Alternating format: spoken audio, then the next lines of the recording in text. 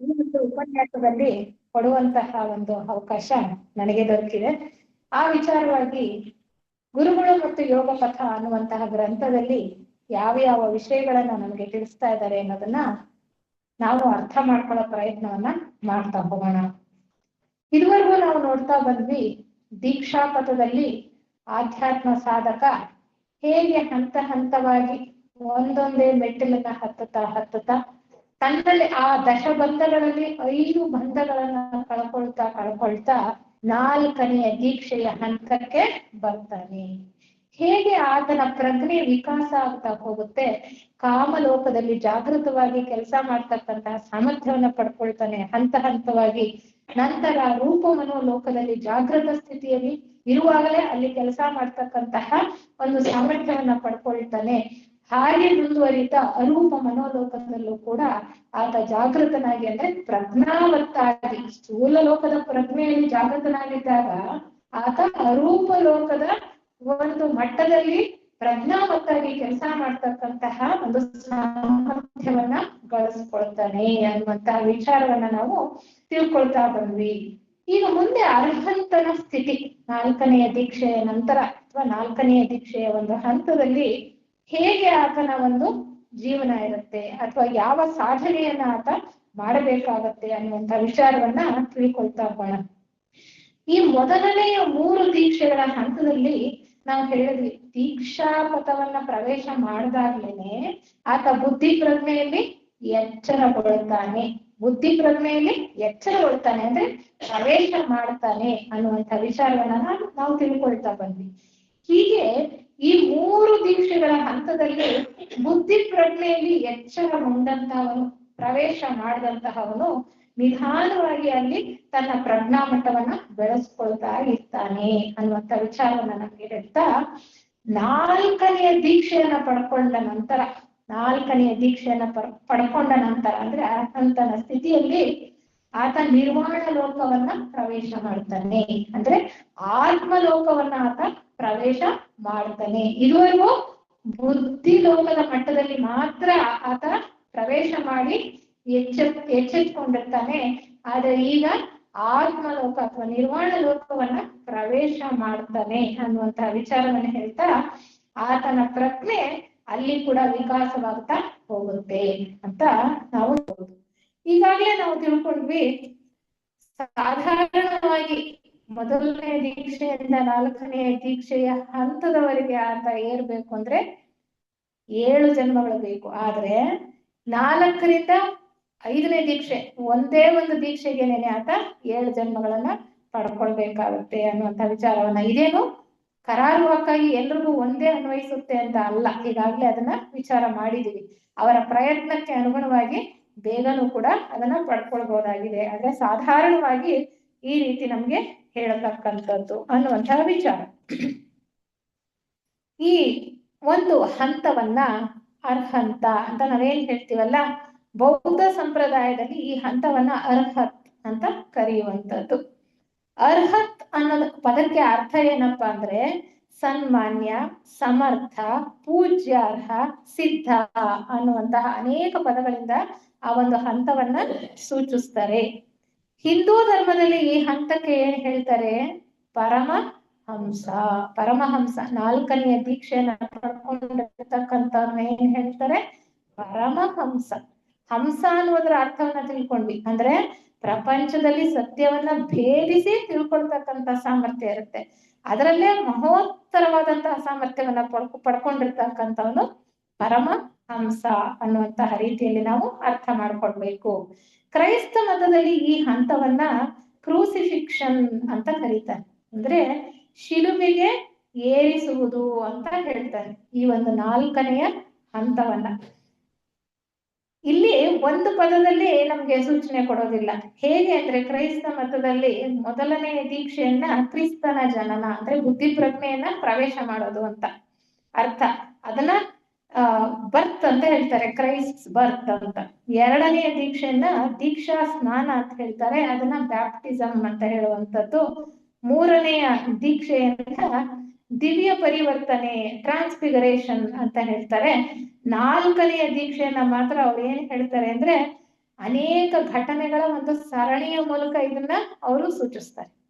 ಇಲ್ಲಿ ಒಂದು ಪದದ ಮೂಲಕ ಸೂಚಿಸೋದಿಲ್ಲ, ಅನೇಕ ಪದಗಳ ಒಂದು ಸರಣಿಯಿಂದ ಅಥವಾ ಅನೇಕ ಘಟನೆಗಳ ಒಂದು ಸರಣಿಯ ಹಾಗೆ ಈ ಒಂದು ಹಂತವನ್ನ ಅವರು ನಮಗೆ ವಿವರಣೆಯನ್ನ ಕೊಡ್ತಾ ಹೋಗ್ತಾರೆ. ಅವ್ರೇನ್ ಹೇಳ್ತಾರೆ, ಶಿಲುಬೆಯ ಬಾಧೆಯಿಂದ ಅಮೃತತ್ವದ ದಿಗ್ವಿಜಯದವರೆಗೆ, ಅಂದ್ರೆ ಘಟನೆಗಳು ಏನೇನ್ ನಡೆಯುತ್ತಲ್ಲ ಈ ಅರ್ಹಂತನ ಒಂದು ಹಂತದಲ್ಲಿ, ಅದನ್ನ ಅಲ್ಲಿ ಹೇಳ್ತಾರೆ ಶಿಲುಬೆಯ ಬಾಧೆಯಿಂದ, ಅಂದ್ರೆ ಕೆಳಮಟ್ಟದ ಕೆಳದೇಹಗಳ ಪೂರ್ಣವಾಗಿ ಕಳ್ಕೊಬೇಕಲ್ಲ, ಆ ದೇಹಗಳ ಬಾಧೆ ಕರ್ಮಶೇಷವನ್ನ ಪೂರ್ಣವಾಗಿ ಕಳ್ಕೊಳ್ಬೇಕಲ್ಲ, ಅದು ಬಾಧೆಯನ್ನ ಕೊಡ್ತಕ್ಕಂಥದ್ದು, ಕೆಳಲೋಕಗಳಲ್ಲಿ ಬಾಧೆ.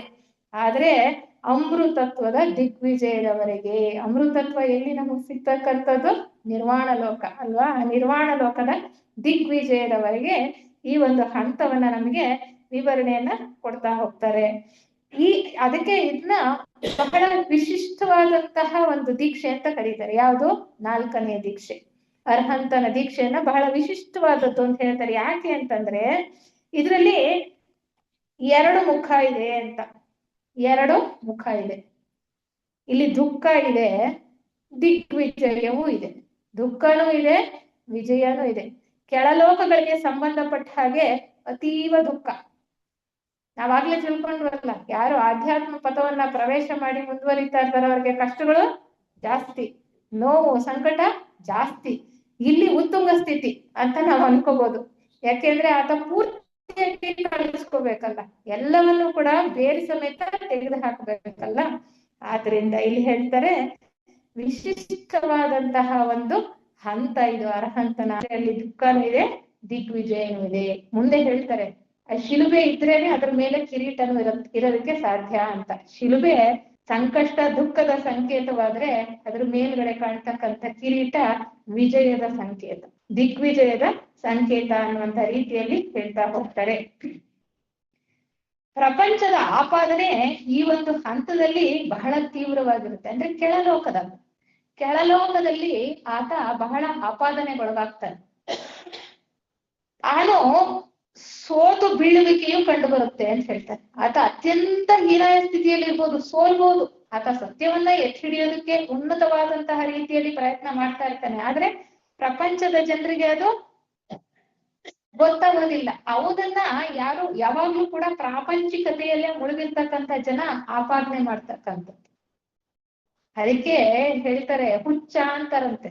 ಯಾರು ಮುಂದೆ ಬಹಳ ಮುಂದುವರೆದು ಹೋಗಿರ್ತಾರ ಆಧ್ಯಾತ್ಮ ಪಥದಲ್ಲಿ, ಅವರು ಈ ಪ್ರಾಪಂಚಿಕತೆಯಲ್ಲಿ ಮುಳುಗಿರೋರಿಗೆ ಹೆಂಗ್ ಕಾಣ್ತಾರೆ, ಹುಚ್ಚು ತರ ಕಾಣ್ತಾರಂತೆ. ಆ ವಚನದಲ್ಲಿ ಕೂಡ ಬಹಳ ಚೆನ್ನಾಗಿ ಹೇಳ್ತಾರೆ, ಜನರ ಕಣ್ಣಲ್ಲಿ ಹುಚ್ಚನಾಗಿರ್ಬೇಕು ಅಂತ. ಅಂದ್ರೆ ಆ ಹಂತಕ್ಕೆ ಆತ ಏರಿರ್ತಾನೆ ಅಂತ.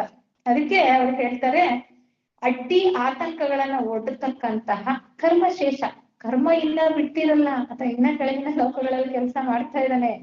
ಕರ್ಮಶೇಷ ಏನಿರುತ್ತೋ ಅದೆಲ್ಲವೂ ಕೂಡ ಪೂರ್ತಿಯಾಗಿ ನಾಶವಾಗ್ಬೇಕು, ಅಂದ್ರೆ ಕರ್ಮ ಹೋಗ್ಬೇಕು. ಅದರಿಂದನೇ ಆತ ದುಃಖವನ್ನ ಅನುಭವಿಸ್ತಾನೆ. ಅಂದ್ರೆ ಆ ದುಃಖದ ರೂಪದಲ್ಲಿ ಕರ್ಮಶೇಷ ಅಂತಕ್ಕಂಥದ್ದು ಕರಗಿ ಹೋಗುತ್ತೆ ಅಥವಾ ಅಳಿದು ಹೋಗುತ್ತೆ ಅಂತ. ಈ ಹಂತದಲ್ಲಿ ಸಾಧಕ ಎಷ್ಟು ಮಟ್ಟಿಗಿನ ತಾಳ್ಮೆ ತೋರಿಸ್ತಾನೆ, ಮತ್ತೆ ಆತನ ಸಂತೋಷ ಎಷ್ಟು ಮಟ್ಟಿಗಿರುತ್ತೆ, ಅವು ಆತನ ಶೀಲ ಸ್ವಭಾವವನ್ನ ದೃಢಪಡಿಸ್ತವೆ. ಸೌಶೀಲ್ಯವನ್ನ ರಚನೆ ಮಾಡ್ಕೊಳ್ಳೋದು ಯಾವಾಗ ಶುರು ಮಾಡಿದ ಆಧ್ಯಾತ್ಮ ಸಾಧಕ? ಶಿಷ್ಯತ್ವಕ್ಕೂ ಮುಂಚೆನೆ ಪೂರ್ವ ಸಿದ್ಧತೆಯಾಗಿ ಶುರು ಮಾಡ್ದ. ಆದ್ರೆ ನೋಡಿ, ಅದು ಇಲ್ಲಿ ಪರಾಕಾಷ್ಠೆಯಲ್ಲಿ ಆತ ವ್ಯಕ್ತಪಡಿಸ್ಬೇಕಾಗಿರುತ್ತೆ. ಅಲ್ಲಿ ತಾಳ್ಮೆ ಮತ್ತು ಸಂತೋಷ ಎಷ್ಟು ಮಟ್ಟಿಗೆ ಆ ಸಾಧಕನಿಗೆ ತಾಳ್ಮೆ ಇದೆ, ಅಂತಹ ಕಷ್ಟ ಪರಿಸ್ಥಿತಿಯಲ್ಲೂ, ಪ್ರಪಂಚ ಎಲ್ಲ ಆತನನ್ನ ಚೀತು ಅಂತ ಹೀನಾಯವಾಗಿ ನೋಡ್ತಕ್ಕಂಥ ಸ್ಥಿತಿಯಲ್ಲೂ, ಆಪಾದನೆಗಳ ಮೇಲೆ ಆಪಾದನೆಗಳು ಬಂದ್ರೂ ಕೂಡ ಎಷ್ಟು ಮಟ್ಟಿಗಿನ ಆತನಿಗೆ ತಾಳ್ಮೆ ಇದೆ. ಒಳಗಡೆ ಆತ ಯಾವುದನ್ನು ಕೂಡ ಅಂಟಿಸ್ಕೊಳ್ತಾ ಇಲ್ಲ, ಆತನಿಗೆ ಯಾವುದೂ ಕೂಡ ಬಾಧಿಸ್ತಾ ಇಲ್ಲ. ಹೊರಗೆ ಅಷ್ಟು ದುಃಖ, ಆ ಒಂದು ನೋವು ಇದ್ರೂ ಕೂಡ ಒಳಗಡೆ ಉನ್ನತ ಪ್ರಜ್ಞಾ ಮಟ್ಟದಲ್ಲಿ ಆತನಿಗೆ ಸಂತೋಷ ಅಂತಕ್ಕಂಥದ್ದಿದೆ ಇದೆ. ಆ ರೀತಿ ಆತ ತನ್ನ ಶೀಲ ಸ್ವಭಾವವನ್ನ ಪ್ರೂವ್ ಮಾಡ್ಬೇಕು ಅಂತ ಹೇಳ್ತಾರೆ. ಆತ ದೃಢಪಡಿಸ್ಬೇಕು ಈ ಹಂತಕ್ಕೆ ಬಂದ್ಮೇಲೆ.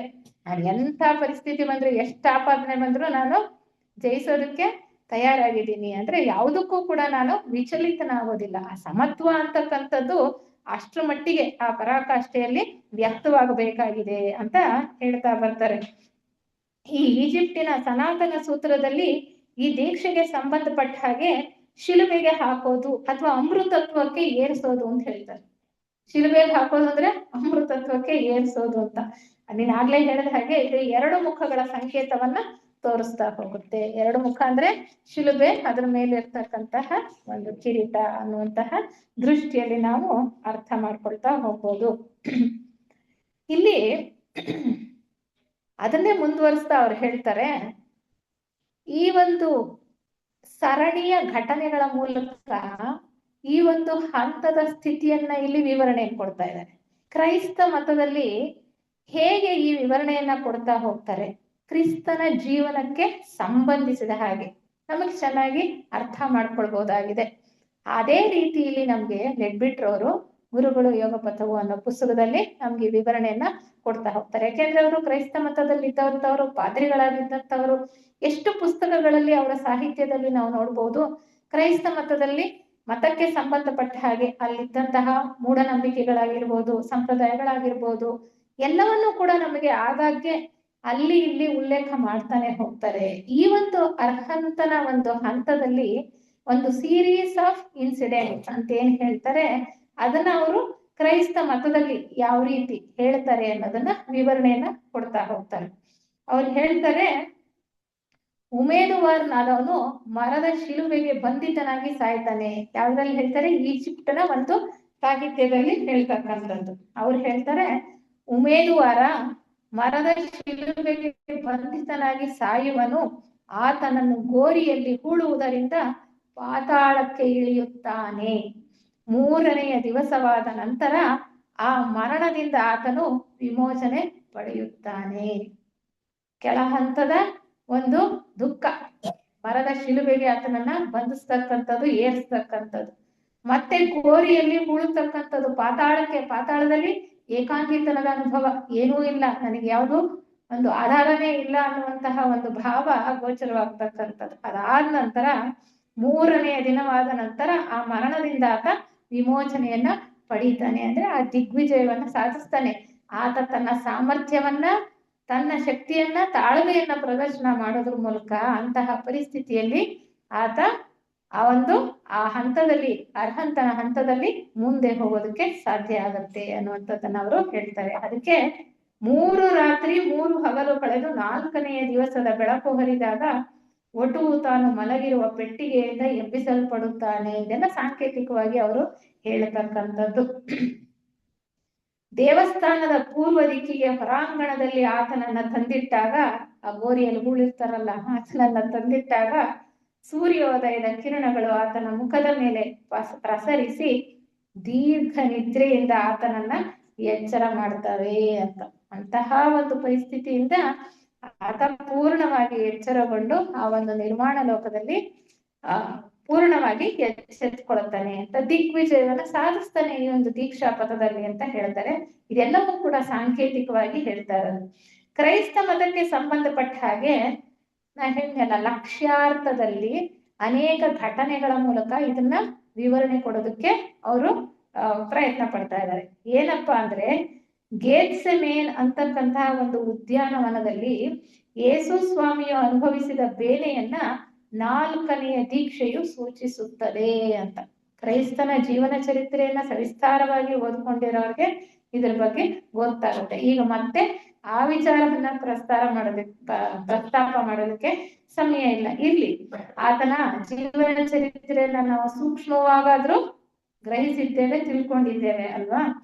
ಅಲ್ಲಿ ಯೇಸು ಕ್ರಿಸ್ತ ಅನುಭವಿಸಿದಂತಹ ಬೇನೆ ಈ ಒಂದು ಹಂತದಲ್ಲಿ, ಅರ್ಹಂತನ ಹಂತದಲ್ಲಿ, ಮುಂದೆ ಇನ್ನೊಂದು ದೀಕ್ಷೆ ಪಡ್ಕೊಳ್ಬೇಕಲ್ಲ, ಅದಕ್ ಮುಂಚೆ ಈತ ತಯಾರಾಗ್ಬೇಕಲ್ಲ, 4 ಉಪ ಭಾಗಗಳಲ್ಲಿ ಈತ ತಯಾರಾಗ್ತಾನೆ ಅಂತ ಹೇಳ್ತಾ ಇದ್ದಾರಲ್ಲ ಈಗ ಹಿಂದಿನ ಉಪನ್ಯಾಸದಲ್ಲಿ. ಹಾಗೆ ಅದಕ್ಕೆ ಹೇಳ್ತಾರೆ, ಅದರಲ್ಲಿ ಶಿಲುಬೆಗೆ ಹಾಕಲ್ಪಟ್ಟು ಅನಂತರ ಸಾವನ್ನ ಅತಿಗೆಳೆದು ಜಯಪ್ರದವಾಗಿ ಮೇಲಕ್ಕೆ ಎದ್ದಂತಹ ಪ್ರಸಂಗಗಳು ಇವು ಅಂತ ಹೇಳ್ತಾ, ಕೊನೆಯ ವಾರದಲ್ಲಿ ನಡೆದಂತಹ ಘಟನೆಗಳನ್ನ ಅವ್ರು ವಿವರಿಸ್ತಾ ಹೋಗ್ತಾರೆ. ಆತನ ಜೀವನ ಚರಿತ್ರೆಯಲ್ಲಿ ಕೊನೆಯ ವಾರದಲ್ಲಿ ನಡೆದಂತಹ ಘಟನೆಗಳು, ಆತನ ಮೇಲೆ ಎಷ್ಟು ಆಪಾದನೆಗಳು ಕೊನೆಯಲ್ಲಿ ಬರ್ತಾ ಹೋಗಿ ಆತನನ್ನ ಎಲ್ಲರೂ ಕೈ ಬಿಡ್ತಕ್ಕಂತಹ ಒಂದು ಪರಿಸ್ಥಿತಿ ಬರುತ್ತಲ್ಲ, ಅದನ್ನ ಮೊದಲನೆಯ ಘಟನೆ ಹೇಳ್ತಾರೆ, ಲಾಜಾರಸ್ ಎಂಬುವಂತವನನ್ನ ಬದುಕಿಸಿತ್ತು ಅಂತ. ಸತ್ತವನನ್ನ ಬದುಕಿಸ್ತಾರೆ ಅಂದ್ರೆ ಅವರ ಶಕ್ತಿ ಸಾಮರ್ಥ್ಯ ಇತ್ತು. ಆ ಹಂತಕ್ಕೆ ಹೋದಾಗ ಅರ್ಹಂತನ ಹಂತಕ್ಕೆ ಅವ್ರಿಗೆ ಅನೇಕ ಶಕ್ತಿ ವಿಶೇಷತೆಗಳು ಲಭಿಸಿರುತ್ತೆ. ಆ ಶಕ್ತಿಯಿಂದ ಒಬ್ಬನನ್ನ ಬದುಕಿಸಿದಂತಹ ಒಂದು ಘಟನೆಯನ್ನ ಉಲ್ಲೇಖ ಮಾಡ್ತಾರೆ. ಈ ಘಟನೆಯ ಜ್ಞಾಪಕಾರ್ಥಕವಾಗಿ ಈಗ ಕ್ರೈಸ್ತ ಮತದಲ್ಲಿ ಪಾಮ್ ಸಂಡೇ ಅಂತ ಆಚರಣೆ ಮಾಡ್ತಾರೆ. ಪಾಮ್ ಸಂಡೇ ಅಂತ ಹೇಳ್ತಾರೆ, ಒಂದು ಜಯಸೂಚಕ ಭಾನುವಾರದ ಆಚರಣೆ. ಈ ಒಂದು ಭಾನುವಾರದ ದಿನ ಜೆರುಸಲೇಂ ಪಟ್ಟಣವನ್ನ ಯೇಸು ಕ್ರಿಸ್ತ ವಿಜೃಂಭಣೆಯಿಂದ ಪ್ರವೇಶ ಮಾಡ್ತಾನೆ ಅಂತ. ಆತ ಸಾಧಿಸಿದಂತಹ ಕೆಲಸದಿಂದ ಅವನನ್ನ ಅಲ್ಲಿ ಜೆರುಸಲೇಂ ಪಟ್ಟಣಕ್ಕೆ ವಿಜೃಂಭಣೆಯಿಂದ ಬರ್ಮಾಡ್ಕೊಳ್ತಾರೆ ಅಂತ. ಸೋಮವಾರ ಮಂಗಳವಾರ ದೇವರಿಗೆ ಯೇಸು ಬೋಧೆಗಳನ್ನ ಕೊಡ್ತಾನೆ. ಅದಾದ ನಂತರ ಆತ ಬೋಧನಾ ಕಾರ್ಯದಲ್ಲಿ ತನ್ನನ್ನು ತೊಡಗಿಸ್ಕೊಳ್ತಾನೆ. ಆತ ಕಂಡುಕೊಂಡಂತಹ ಸತ್ಯದಿಂದ, ಆತ ಗಳಿಸಿದಂತಹ ಸಾಮರ್ಥ್ಯದಿಂದ. ಬುಧವಾರ ಜೂಡಾಸ್ ಇಸ್ಕಾರಿಯಟ್ ಎಂಬ ಶಿಷ್ಯನಿಂದ ಸ್ವಾಮಿ ದ್ರೋಹವಾಗುತ್ತದೆ. ಸ್ವಾಮಿ ದ್ರೋಹ ನಾವು ನೋಡ್ತಾನೆ ಬಂದಿದೀವಿ. ಈ ಒಂದು ಆಧ್ಯಾತ್ಮ ಪಥದಲ್ಲಿ ಎಲ್ರಿಗೂ ಕೂಡ ಯಾವುದೋ ಒಂದು ಹಂತದಲ್ಲಿ ಆಗೇ ಆಗುವಂತದ್ದು. HPB ಅವರನ್ನು ಕೂಡ ಅದು ಬಿಡ್ಲಿಲ್ಲ. ಆಪಾದನೆ ಕೂಲಂ ದಂಪತಿಗಳು ಗುರುಗಳಿಂದ ಬರ್ತಾ ಇದ್ದಂತಹ ಪತ್ರಗಳು ನಿಜವಲ್ಲ ಸುಳ್ಳು ಅನ್ನುವ ರೀತಿಯಲ್ಲಿ ಎಷ್ಟು ಪ್ರಚಾರ ಮಾಡಿ ಕ್ರಿಶ್ಚಿಯನ್ ಮಿಷನರಿಗಳ ಒಂದು ಆಮಿಷಕ್ಕೆ ತುತ್ತಾಗಿ ಹೇಗೆ ಇವ್ರ ಮೇಲೆ ಆಪಾದನೆಗಳನ್ನು ಹೊರಿಸಿ ಬಹಳಷ್ಟು ಸಂಕಟ ತೊಂದರೆಗಳನ್ನ ಅವರು ಅನುಭವಿಸ್ಬೇಕಾಗತ್ತೆ. ಅದೇ ರೀತಿ ಇಲ್ಲಿ ಹೇಳ್ತಾರೆ, ಸ್ವಾಮಿ ದ್ರೋಹ ಶಿಷ್ಯನಿಂದ ಮಾಡಲ್ಪಡುತ್ತೆ.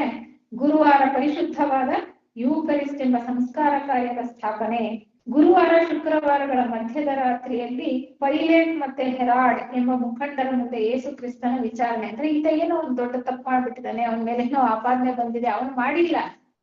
ತಪ್ಪು ಅಭಿಪ್ರಾಯಗಳಿಂದ ಜನ ಆ ರೀತಿ ಆರೋಪ ಮಾಡ್ತಕ್ಕಂಥದ್ದು. ಅದರ ವಿಚಾರಣೆ ಹೀಗೆ ನಡೆಯುತ್ತೆ ಅಂತ ಹೇಳ್ತಾ, ಪವಿತ್ರ ಶುಕ್ರವಾರ ಗುಡ್ ಫ್ರೈಡೆ ಆ ವಿಚಾರಣೆ ಆದ ನಂತರ ಏನ್ ಮಾಡ್ತಾರೆ, ಆತನನ್ನ ಶಿಲುಬೆಗೆ ಏರಿಸ್ತಕ್ಕಂಥದ್ದು. ಅದನ್ನ ಗುಡ್ ಫ್ರೈಡೆ ಅಂತ ಅವ್ರು ಆಚರಣೆ ಮಾಡೋದು. ಪರಿಶುದ್ಧ ಶನಿವಾರ ಅಂತ ಹೇಳ್ತಾರೆ, ಸೆರೆಯಲ್ಲಿದ್ದ ಜೀವರುಗಳಿಗೆ ಪ್ರವಚನಗಳನ್ನ ಕೊಟ್ಟಿತ್ತು. ಅಂತಹ ಒಂದು ಸ್ಥಿತಿಯಲ್ಲಿ ಕೂಡ ಅವನನ್ನ ಸೆರೆಮನೆಯಲ್ಲಿ ಹಾಕಿ ಶಿಲುಬೆಗೆ ಏರಿಸ್ಬೇಕು ಅಂದಾಗಲೂ ಕೂಡ ಅವ್ರು ಮಾಡಿದಂತಹ ಪವಿತ್ರ ಕಾರ್ಯ ಏನು, ಅಲ್ಲಿದ್ದಂತಹ ಸೆರೆಮನೆಯಲ್ಲಿದ್ದಂತಹ ಜೀವರುಗಳಿಗೆ ಅವರು ಜ್ಞಾನದ ಪ್ರವಚನವನ್ನ ಕೊಡ್ತಾ ಹೋಗ್ತಾರೆ, ಆತ್ಮ ಜ್ಞಾನದ ಪ್ರವಚನವನ್ನ. ಭಾನುವಾರ ಪ್ರಾರಂಭ ಆದ ಕೂಡಲೇ ಕ್ರಿಸ್ತ ದೇವನು ತನ್ನ ಗೋರಿಯಿಂದ ಜಯಪ್ರದವಾಗಿ ಮೇಲೆದ್ದು ಅಮರತ್ವವನ್ನ ಪಡ್ಕೊಳ್ತಾನೆ. ಕೊಟ್ಟ ಕೊನೆಗೆ ಅವನಿಗೆ ಜಯ ಅಂತಕ್ಕಂಥದ್ದು ಸಿಗುತ್ತೆ. ಜನರ ದೃಷ್ಟಿಯಲ್ಲಿ ಆತ ಎಷ್ಟೇ ಆಪಾದನೆಗಳನ್ನ ಪಡ್ಕೊಂಡ್ರು ಕೂಡ, ಎಷ್ಟೇ ಒಂಟಿತನವನ್ನ ಅನುಭವಿಸಿದ್ರು ಕೂಡ ಆತನಿಗೆ ಕೊನೆಯಲ್ಲಿ ಜಯ ಸಿಗುತ್ತೆ ಅಂತ. ಈ ಒಂದು ಕ್ರೈಸ್ತ ಮತದಲ್ಲಿ ಈ ದೀಕ್ಷಾ ಪಥದ ಹಂತಗಳಲ್ಲಿ ಮುಂದೆ ಒಂದು ಉಪನ್ಯಾಸದಲ್ಲಿ ನಾಳಿದ್ದು ನಿರ್ದೇಶಕರಿಂದ ನಾವು ಹೆಚ್ಚು ವಿವರಣೆಯನ್ನ ಪಡ್ಕೊಳ್ಬಹುದಾಗಿದೆ. ಸದ್ಯಕ್ಕೆ ಕ್ರೈಸ್ತ ಮತದಲ್ಲಿ ಯಾವ ರೀತಿ ಈ ಒಂದು ಅರ್ಹಂತ ಪದವಿಯನ್ನ ಅನೇಕ ಘಟನೆಗಳ ಸರಣಿಯ ಮೂಲಕ ನಮ್ಗೆ ತಿಳಿಸೋದಕ್ಕೆ ಪ್ರಯತ್ನ ಪಡ್ತಿದ್ದಾರೆ ಅನ್ನೋದ ಕಡೆ ಸ್ವಲ್ಪ ನಾವು ಗಮನವನ್ನ ಹರಿಸ್ಬೋದಾಗಿದೆ. ಇದನ್ನ ಅವ್ರು ಹೇಳ್ತಾರೆ, ಈ ಒಂದು ಹಂತದಲ್ಲಿ ಕ್ರಿಸ್ತನಿಗೆ ಬೈಗುಳ ಮತ್ತೆ ನಿಂದೆಗಳ ಸುರಿಮಳೆ ಅಲ್ವಾ, ನಿಂದೆ ಮತ್ತೆ ಬೈಗುಳಗಳ ಸುರಿಮಳೆ. ಜನ ಏನ್ ಮಾಡ್ತಾರೆ, ಯೇಸು ಕ್ರಿಸ್ತನನ್ನ ಕೈ ಬಿಟ್ಬಿಡ್ತಾರೆ. ಆತ ನಂತರ ಕ್ರಿಸ್ತ ದೇವ ಗೆತ್ಸೆಮೇನ್ ಅಂತಕ್ಕಂಥ ತೋಟದಲ್ಲಿ, ಅದೇ ಉದ್ಯಾನವನ ಅವ್ರು ಮೊದ್ಲೇ ಹೇಳಿದ್ರಲ್ಲ, ಅದೇ ಉದ್ಯಾನವನದಲ್ಲಿ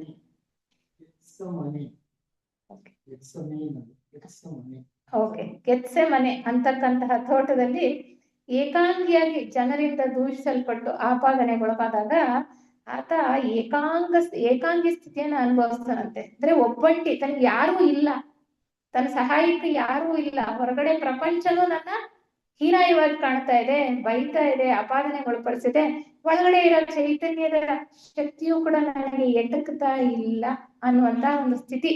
ಯಾವುದೂ ಇಲ್ಲ ನನಗೆ, ಹೊರಗಡೆಯಿಂದನೂ ಸಹಾಯ ಇಲ್ಲ, ಹೊರಗಡೆಯಿಂದನೂ ಸಹಾಯ ಇಲ್ಲ ಅಂತ ಅನ್ನುವಂತಹ ನಿಸ್ಸಹಾಯಕ ಸ್ಥಿತಿಯನ್ನ ಕುರಿತು ದುಃಖಿಸ್ತಾನೆ ಅಂತ ಹೇಳ್ತಾರೆ. ನಂತರ ಎಲ್ರೂ ಅವನನ್ನ ಅಪಹಾಸ್ಯ ಮಾಡಿ ಶಿಲುಬೆಗೆ ಏರಿಸ್ತಾರೆ ಅಂತ. ಕೊನೆಯಲ್ಲಿ ಶಿಲುಬೆಯ ಮೇಲಿದ್ದ ಕ್ರಿಸ್ತ ದೇವನ ತುಟಿಗಳಿಂದ ಓ ದೇವರೇ, ನನ್ನ ಸ್ವಾಮಿಯೇ, ನೀನು ಏಕೆ ನನ್ನನ್ನು ಅಗಲಿ ಕೈ ಬಿಟ್ಟಿದ್ದೀಯೇ ಅನ್ನುವಂತ ಪ್ರಶ್ನೆಯನ್ನ ಹಾಕ್ತಾನೆ ಅಂತ ಹೇಳ್ತಾರೆ. ಆದ್ರೆ ಈ ಪ್ರಶ್ನೆಗೆ ಈ ತರ ತಿಳ್ಕೊಳ್ಳೋದ್ರ ಬದಲು ಹೀಗೆ ಇದಕ್ ಬದಲಾಗಿ ನೀನು ನನ್ನನ್ನ ಎಷ್ಟು ಮಹಿಮಾನ್ವಿತನನ್ನಾಗಿ ಪರಿವರ್ತನೆಗೊಳಿಸುತ್ತಿದ್ದೀಯೇ ಅಂತ ನಾವು ಅರ್ಥೈಸ್ಕೋಬಹುದು. ಕೈ ಬಿಟ್ಟಿದ್ದೀಯ ಅನ್ನೋದಕ್ಕಿಂತ ಆ ಒಂದು ಅರ್ಹಂತನ ಸ್ಥಿತಿಯಲ್ಲಿ ನನ್ನನ್ನ ಇನ್ನೂ ಎಷ್ಟು ಮಹಿಮಾನ್ವಿತನಾದಂತಹ ಸ್ಥಿತಿಗೆ ನನ್ನನ್ನ ಕೊಂಡೊಯ್ಯೋದಕ್ಕೆ ಬೇಕಾದಂತಹ ಪರಿಸ್ಥಿತಿಯನ್ನ ಸನ್ನಿವೇಶಗಳನ್ನ ಏರ್ಪಡಿಸಿದ್ಯಪ್ಪ ದೇವ ಅನ್ನುವಂತಹ ಒಂದು ಮೊರೆ, ಅಥವಾ ಆ ರೀತಿ ಆತ ದೀನನಾಗಿ ಕೇಳ್ತಾನೆ ಅನ್ನುವಂತಹ ವಿಚಾರವನ್ನ ನಮ್ಗಿಲ್ಲಿ ಹೇಳ್ತಾ ಬರ್ತಾರೆ. ಅದಕ್ಕೆ ಹೇಳ್ತಾರೆ, ಹಿಂದಿನ ಕಾಲದ ಒಂದು ಗಾದೆಯಲ್ಲಿ ಶಿಲುಬೆ ಇಲ್ಲದಿದ್ದರೆ ಶಿರಸ್ಸಿನ ಕಿರೀಟವೂ ಇಲ್ಲ, ಶಿಲುಬೆ ಇಲ್ಲದಿದ್ರೆ ಶಿರಸ್ಸಿನ ಕಿರೀಟವೂ ಇಲ್ಲ ಅಂತ ಹೇಳುವಂಥದ್ದು. ಇಲ್ಲಿ ಮತ್ತೊಂದು ಮುಖ್ಯವಾಗಿರ್ತಕ್ಕಂಥ ವಿಚಾರ ನಾವು ತಿಳ್ಕೊಳ್ಬೇಕು ಅಂದ್ರೆ, ಥಿಯಾಸಫಿ ವಾಂಗ್ಮಯದಲ್ಲೂ ಕೂಡ ನಮ್ಗೆ ಈ ವಿಚಾರವಾಗಿ ಹೇಳ್ತಾರೆ. ಮೌನವಾಣಿ ಒಂದು ಗ್ರಂಥದಲ್ಲಿ ಇರ್ಬೋದು, ಅಥವಾ ಮಾರ್ಗಜ್ಯೋತಿ ಗ್ರಂಥದಲ್ಲಾದ್ರೂ ಇರ್ಬೋದು, ಈ ಅಗಲಿಕೆ ಅಂತಕ್ಕಂಥದ್ದು 4ನೆಯ ದೀಕ್ಷೆಯ ಹಂತದಲ್ಲಿ ಈ ಅಗಲಿಕೆ ಹೇಳದ್ನಲ್ಲ, ಕರ್ಮಶೇಷವನ್ನ ಕಳ್ಕೊಳ್ಬೇಕಾದ್ರೆ ಈ ಹೊರಗಿನ ಪ್ರಪಂಚದ ಆಪಾದನೆಗೆ ನಿಂದೆಗೆ ಗುರಿಯಾಗಿ ಅತಿ ಸಂಕಷ್ಟದಲ್ಲಿರ್ತಕ್ಕಂತಹ ಪರಿಸ್ಥಿತಿಯಲ್ಲಿ ತನ್ನ ಒಳಗಡೆ ಇರ್ತಕ್ಕಂಥ ಚೈತನ್ಯವೂ ನನಗೆ ಯಾವ ಸಹಾಯವನ್ನು ಕೊಡ್ತಾ ಇಲ್ವೇನೋ ಅನ್ನುವಂತಹ ಭಾವದಲ್ಲಿ ಆತ ಅನುಭವಿಸ್ತಕ್ಕಂತಹ ನಿಸ್ಸಹಾಯಕ ಸ್ಥಿತಿ, ಒಬ್ಬಂಟಿತನದ ಸ್ಥಿತಿ ಅಥವಾ ಏಕಾಂಗಿ ಸ್ಥಿತಿ, ಅದನ್ನ ಇಲ್ಲಿ ಅವರು ಹೇಳ್ತಾರೆ ಅವೀಚಿ ಅನ್ನುವಂತಹ ಪದವನ್ನು ಉಪಯೋಗಿಸ್ತಾರೆ. ಈ ಒಂದು ಸ್ಥಿತಿಯನ್ನ ಅವರು ವಿವರಿಸೋದಕ್ಕೆ ಅವೀಚಿ ಅಂತ ಒಂದು ಪದವನ್ನ ಉಪಯೋಗಿಸ್ತಾರೆ. ಅಂದ್ರೆ ಈ ಹೊರಗಿನ ಅಗಲಿಕೆಗಿಂತ ಹೆಚ್ಚಿನ ಪರೀಕ್ಷೆ ಒಳಮುಖವಾಗಿರುತ್ತದೆ. ಹೊರಗಡೆ ಜನ ಎಷ್ಟು ದೂಷಣೆ ಮಾಡ್ತಾ ಇದ್ರು ಆ ಹಂತಕ್ಕೆ ಹತ್ತಿರುವಂತಹ ವ್ಯಕ್ತಿಗೆ ಅದು ಯಾವ್ದು ಲೆಕ್ಕಕ್ಕಿಲ್ಲ. ಅವ್ರಿಗೆ ಇನ್ನ ತಿಳುವಳಿಕೆ ಇಲ್ಲ, ದೇವ್ರೆ ಇನ್ನ ಅವ್ರಿಗೆ ಸದ್ಬುದ್ಧಿಯನ್ನ ಕೊಡು ಅಂತ ಬೇಡ್ಕೊಳ್ತಕ್ಕಂಥದ್ದು, ತನ್ನಲ್ಲಿರ್ತಕ್ಕಂಥ ಪ್ರೇಮವನ್ನ ಆಗ್ಲೂ ಕೂಡ ಹೊರಸೂಸ್ತಾನೆ ಇರ್ತಾನೆ. ಕ್ರಿಸ್ತನಾಗಿರ್ಬೋದು ಅಥವಾ ಆ ಹಂತಕ್ಕೆ ಏರಿರ್ತಕ್ಕಂತಹ ಯಾವ ವ್ಯಕ್ತಿಯೇ ಆಗಿರ್ಬೋದು. ಆದ್ರೆ ಆ ಒಳಮುಖವಾಗಿ ಆತ ಅನುಭವಿಸ್ತಾನಲ್ಲ ಸಂಕಟ, ಅಂದ್ರೆ ಒಳಮುಖವಾದಾಗ ಒಳಗಡೆಯಿಂದನೂ ನನಗೆ ಯಾವ ಶಕ್ತಿನೂ ನನಗೆ ಸಾಥ್ ಕೊಡ್ತಾ ಇಲ್ಲ, ನನಗೆ ಇದು ಕೈ ಹಿಡಿತಾ ಇಲ್ಲ ಅನ್ನುವಂತಹ ಭಾವ ಬರುತ್ತಲ್ಲ, ಅದನ್ನ ಅತ್ಯಂತ ಏಕಾಂಗಿತನದ ಭಾವ ಅಂತ ಹೇಳ್ತಾರೆ. ಇದು ಒಂದು ದೊಡ್ಡ ಪರೀಕ್ಷೆ. ಅರ್ಹಂತನ ಸ್ಥಿತಿಯಲ್ಲಿ ಇರ್ತಕ್ಕಂಥವ್ರಿಗೆ ಇದು ಒಂದು ದೊಡ್ಡ ಪರೀಕ್ಷೆ. ಈ ಒಂದು ಏಕಾಂಗಿತನದ ಭಾವನೆ ಇದೆಯಲ್ಲ, ಅದನ್ನೇ ಅವೀಚಿ ಅಂತ ಅವರು ಕರೀತಕ್ಕಂಥದ್ದು. ಅಂದ್ರೆ ಕ್ಷಣಕಾಲವಾದ್ರೂ ಈ ಅಲೆಯಿಲ್ಲದ ನಿಶ್ಚಲ ಸ್ಥಿತಿಯನ್ನ ಸಹಿಸೋದು. ಕ್ಷಣಕಾಲವಾದ್ರೂ ಅದು ಕ್ಷಣಕಾಲನೇ ಇರ್ಬೋದು, ಆದ್ರೆ ಅದು ಅತ್ಯಂತ ಒಳಮುಖವಾಗಿ ಅತ್ಯಂತ ದುಃಖವನ್ನ ಕೊಡ್ತಕ್ಕಂತಹ ಒಂದು ಕ್ಷಣ. ಅಲೆಯಿಲ್ಲದ ನಿಶ್ಚಲ ಸ್ಥಿತಿ, ಏನೂ ಇಲ್ಲ ಅಲ್ಲಿ, ಎಲ್ಲವೂ ಶೂನ್ಯ, ಕತ್ತಲೆ, ಅಲ್ಲಿ ಏನೂ ಕಾಣಿಸ್ತಾ ಇಲ್ಲ ಆ ಸ್ಥಿತಿ.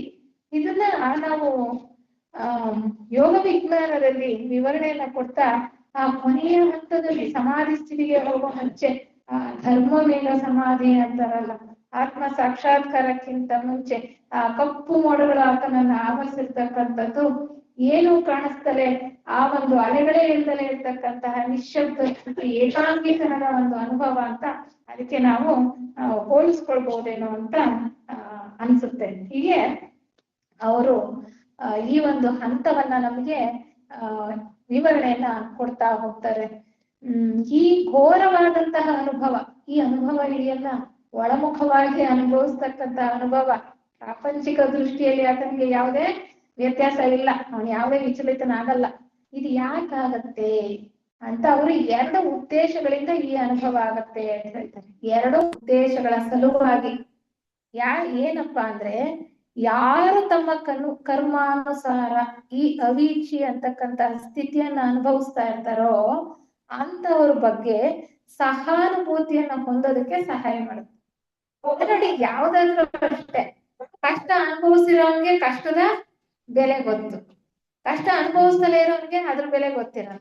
ಕಷ್ಟ ಅನುಭವಿಸಿರೋನಿಗೆ ಆ ಕಷ್ಟದಲ್ಲಿ ಇನ್ನೊಬ್ಬ ಇದ್ದಾನೆ ಅಂದ್ರೆ ಸಹಾಯ ಮಾಡೇ ಮಾಡ್ತಾನೆ, ಮಾಡ್ದಲೇ ಇರ್ತಾನ, ಮಾಡೇ ಮಾಡ್ತಾನೆ. ಅದೇ ಒಂದು ಪರಿಸ್ಥಿತಿಯನ್ನ ಈ ಉನ್ನತ ಹಂತದಲ್ಲಿ ಅವರು ನಮಗೆ ಹೇಳ್ತಾ ಇದ್ದಾರೆ. ಇನ್ನೊಂದೇನಪ್ಪಾ ಅಂದ್ರೆ ಇದೊಂದು ಮಹತ್ವಪೂರಿತವಾದ ಪರೀಕ್ಷೆ. ಈಗಾಗಲೇ ನಾವು ಅನ್ಕೊಂಡ ಹಾಗೆ ಇದೊಂದು ಉನ್ನತವಾದಂತಹ ಮಹತ್ವಪೂರಿತವಾದಂತಹ ಪರೀಕ್ಷೆ. ಮತ್ತೆ ಆ ಒಂದು ಏಕಾಂತ ಸ್ಥಿತಿಯಲ್ಲಿ ಎಷ್ಟು ದೃಢ ವಿಶ್ವಾಸದಿಂದ ನೀನು ನಿಲ್ತೀಯ ಗಟ್ಟಿಯಾಗಿ ಅಂತಹ ಪರಿಸ್ಥಿತಿಯಲ್ಲೂ ಕೂಡ ನಿನ್ನ ತಾಳ್ಮೆ ಧೈರ್ಯವನ್ನ ಪರೀಕ್ಷೆ ಮಾಡ್ತಕ್ಕಂತ ಸಮಯ ಅದು. ಆ ತಾಳ್ಮೆ ಧೈರ್ಯವನ್ನ ಪರೀಕ್ಷೆ ಮಾಡ್ತಕ್ಕಂತ ಸಮಯ. ಆ ಸಮಯದಲ್ಲಿ ಆತನ ಒಂದು ಭಾವ ಹೇಗಿರ್ಬೇಕು ಅಂದ್ರೆ, ಓ ದೇವರೇ ನೀನು ನನ್ನನ್ನು ಏಕೆ ಕೈ ಬಿಟ್ಟಿದ್ದೀಯೇ ಅಂತ ಅಲ್ಲ.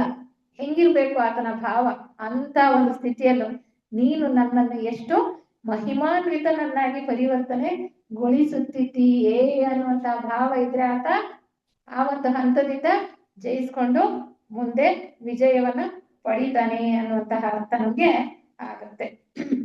ಇಲ್ಲಿ ಇನ್ನೊಂದು ರೀತಿಯಲ್ಲಿ ಅರ್ಥ ಹೇಗೆ ನಮ್ಗೆ ಅರ್ಥೈಸ್ತಾ ಇದ್ದಾರೆ ಈ ಗ್ರಂಥದಲ್ಲಿ ಅಂದ್ರೆ, ಇದಕ್ಕೆ ಇನ್ನೊಂದು ಅಂತರಾರ್ಥ ಅಂತ ಹೇಳ್ತಾರೆ. ಇದು ಬಾಹ್ಯದಲ್ಲಿ ನಡೆದಿರ್ತಕ್ಕಂತಹ ಘಟನೆಗಳು, ಸರಣಿ ಘಟನೆಗಳ ಮೂಲಕ ಯೇಸು ಕ್ರಿಸ್ತನ ಜೀವನದ ಒಂದು ಉದಾಹರಣೆಯನ್ನ ತಗೊಳ್ತಾ ನಮಗೆ ಈ ಒಂದು ಹಂತದ ಸ್ಥಿತಿಯನ್ನ ಪರಿಚಯ ಮಾಡ್ಕೊಡೋದಕ್ಕೆ ಅಲ್ಲಿ ಪ್ರಯತ್ನ ಪಡ್ತಾರೆ. ಆದ್ರೆ ಇದಕ್ಕೊಂದು ಅಂತರಾರ್ಥ ಇದೆ ಅಂತ.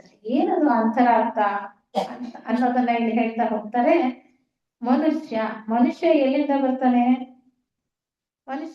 ಬರ್ತಾನೆ? ಪರಮಾತ್ಮನ ಒಂದು ಕಿಡಿಯಾಗಿ ಹೊರಟಂತವನ್ನ ಏನ್ ಹೇಳ್ತೀವಿ ನಾವು? ಆತನನ್ನ ಮಾನಡ್ ಅಥವಾ ಪುರುಷಾತ್ಮ ಅಂತ ಹೇಳ್ತಕ್ಕಂಥದ್ದು ಅಲ್ವಾ? ಪುರುಷಾತ್ಮ ಕೆಳಗಿನ ಲೋಕಗಳಿಗೆ ಇಳಿತಾನ ಅಥವಾ ಅಲ್ಲೇ ಇರ್ತಾನ? ಆದಿಲೋಕ ಅನುಪಾದಕ ಲೋಕಕ್ಕೆ ಬಂದ ನಂತರ ಅಲ್ಲಿಂದ ಆತನ ಒಂದು ಅಂಶ ಕೆಳಗಿನ ಲೋಕಗಳಿಗೆ ಇಳಿದು ಬರಲೇಬೇಕು. ಅದು ಒಂದು ನಿಯಮ, ಸಂಸರಣ ನಿಯಮ. ಆತ ಪೂರ್ಣವಾಗಿ ವಿಕಾಸ ಆಗ್ಬೇಕು ಅಂದ್ರೆ, ಯಾಕೆಂದ್ರೆ ಚೈತನ್ಯ ಒಂದು ಕಿಡಿಯ ರೂಪದಲ್ಲಿ ಇರ್ತಕ್ಕಂಥದ್ದು ಆತನಲ್ಲಿ ಅಲ್ವಾ? ಅದಕ್ಕೆ ಹೇಳ್ತಾರೆ, ಆ ಮನುಷ್ಯ ಪುರುಷಾತ್ಮನಾದಂಥವನು ಕೆಳಗಿನ ಲೋಕಗಳಿಗೆ ಇಳಿದೇ ಇದ್ರೆ, ಈ ಪ್ರಕೃತಿಯ ಹೊದಿಕೆಗಳನ್ನ ಹೊತ್ತುಕೊಳ್ಳದೆ ಇದ್ರೆ, ಆ ಒಂದು ಪ್ರಕೃತಿಯ ಪರಿಮಿತಿಗೆ ಒಳಪಡದೇ ಇದ್ರೆ ಆತನಿಗೆ ಅಮೃತತ್ವದ ದಿಗ್ವಿಜಯವೂ ಕೂಡ ಸಿಕ್ಕೋದಿಲ್ಲ.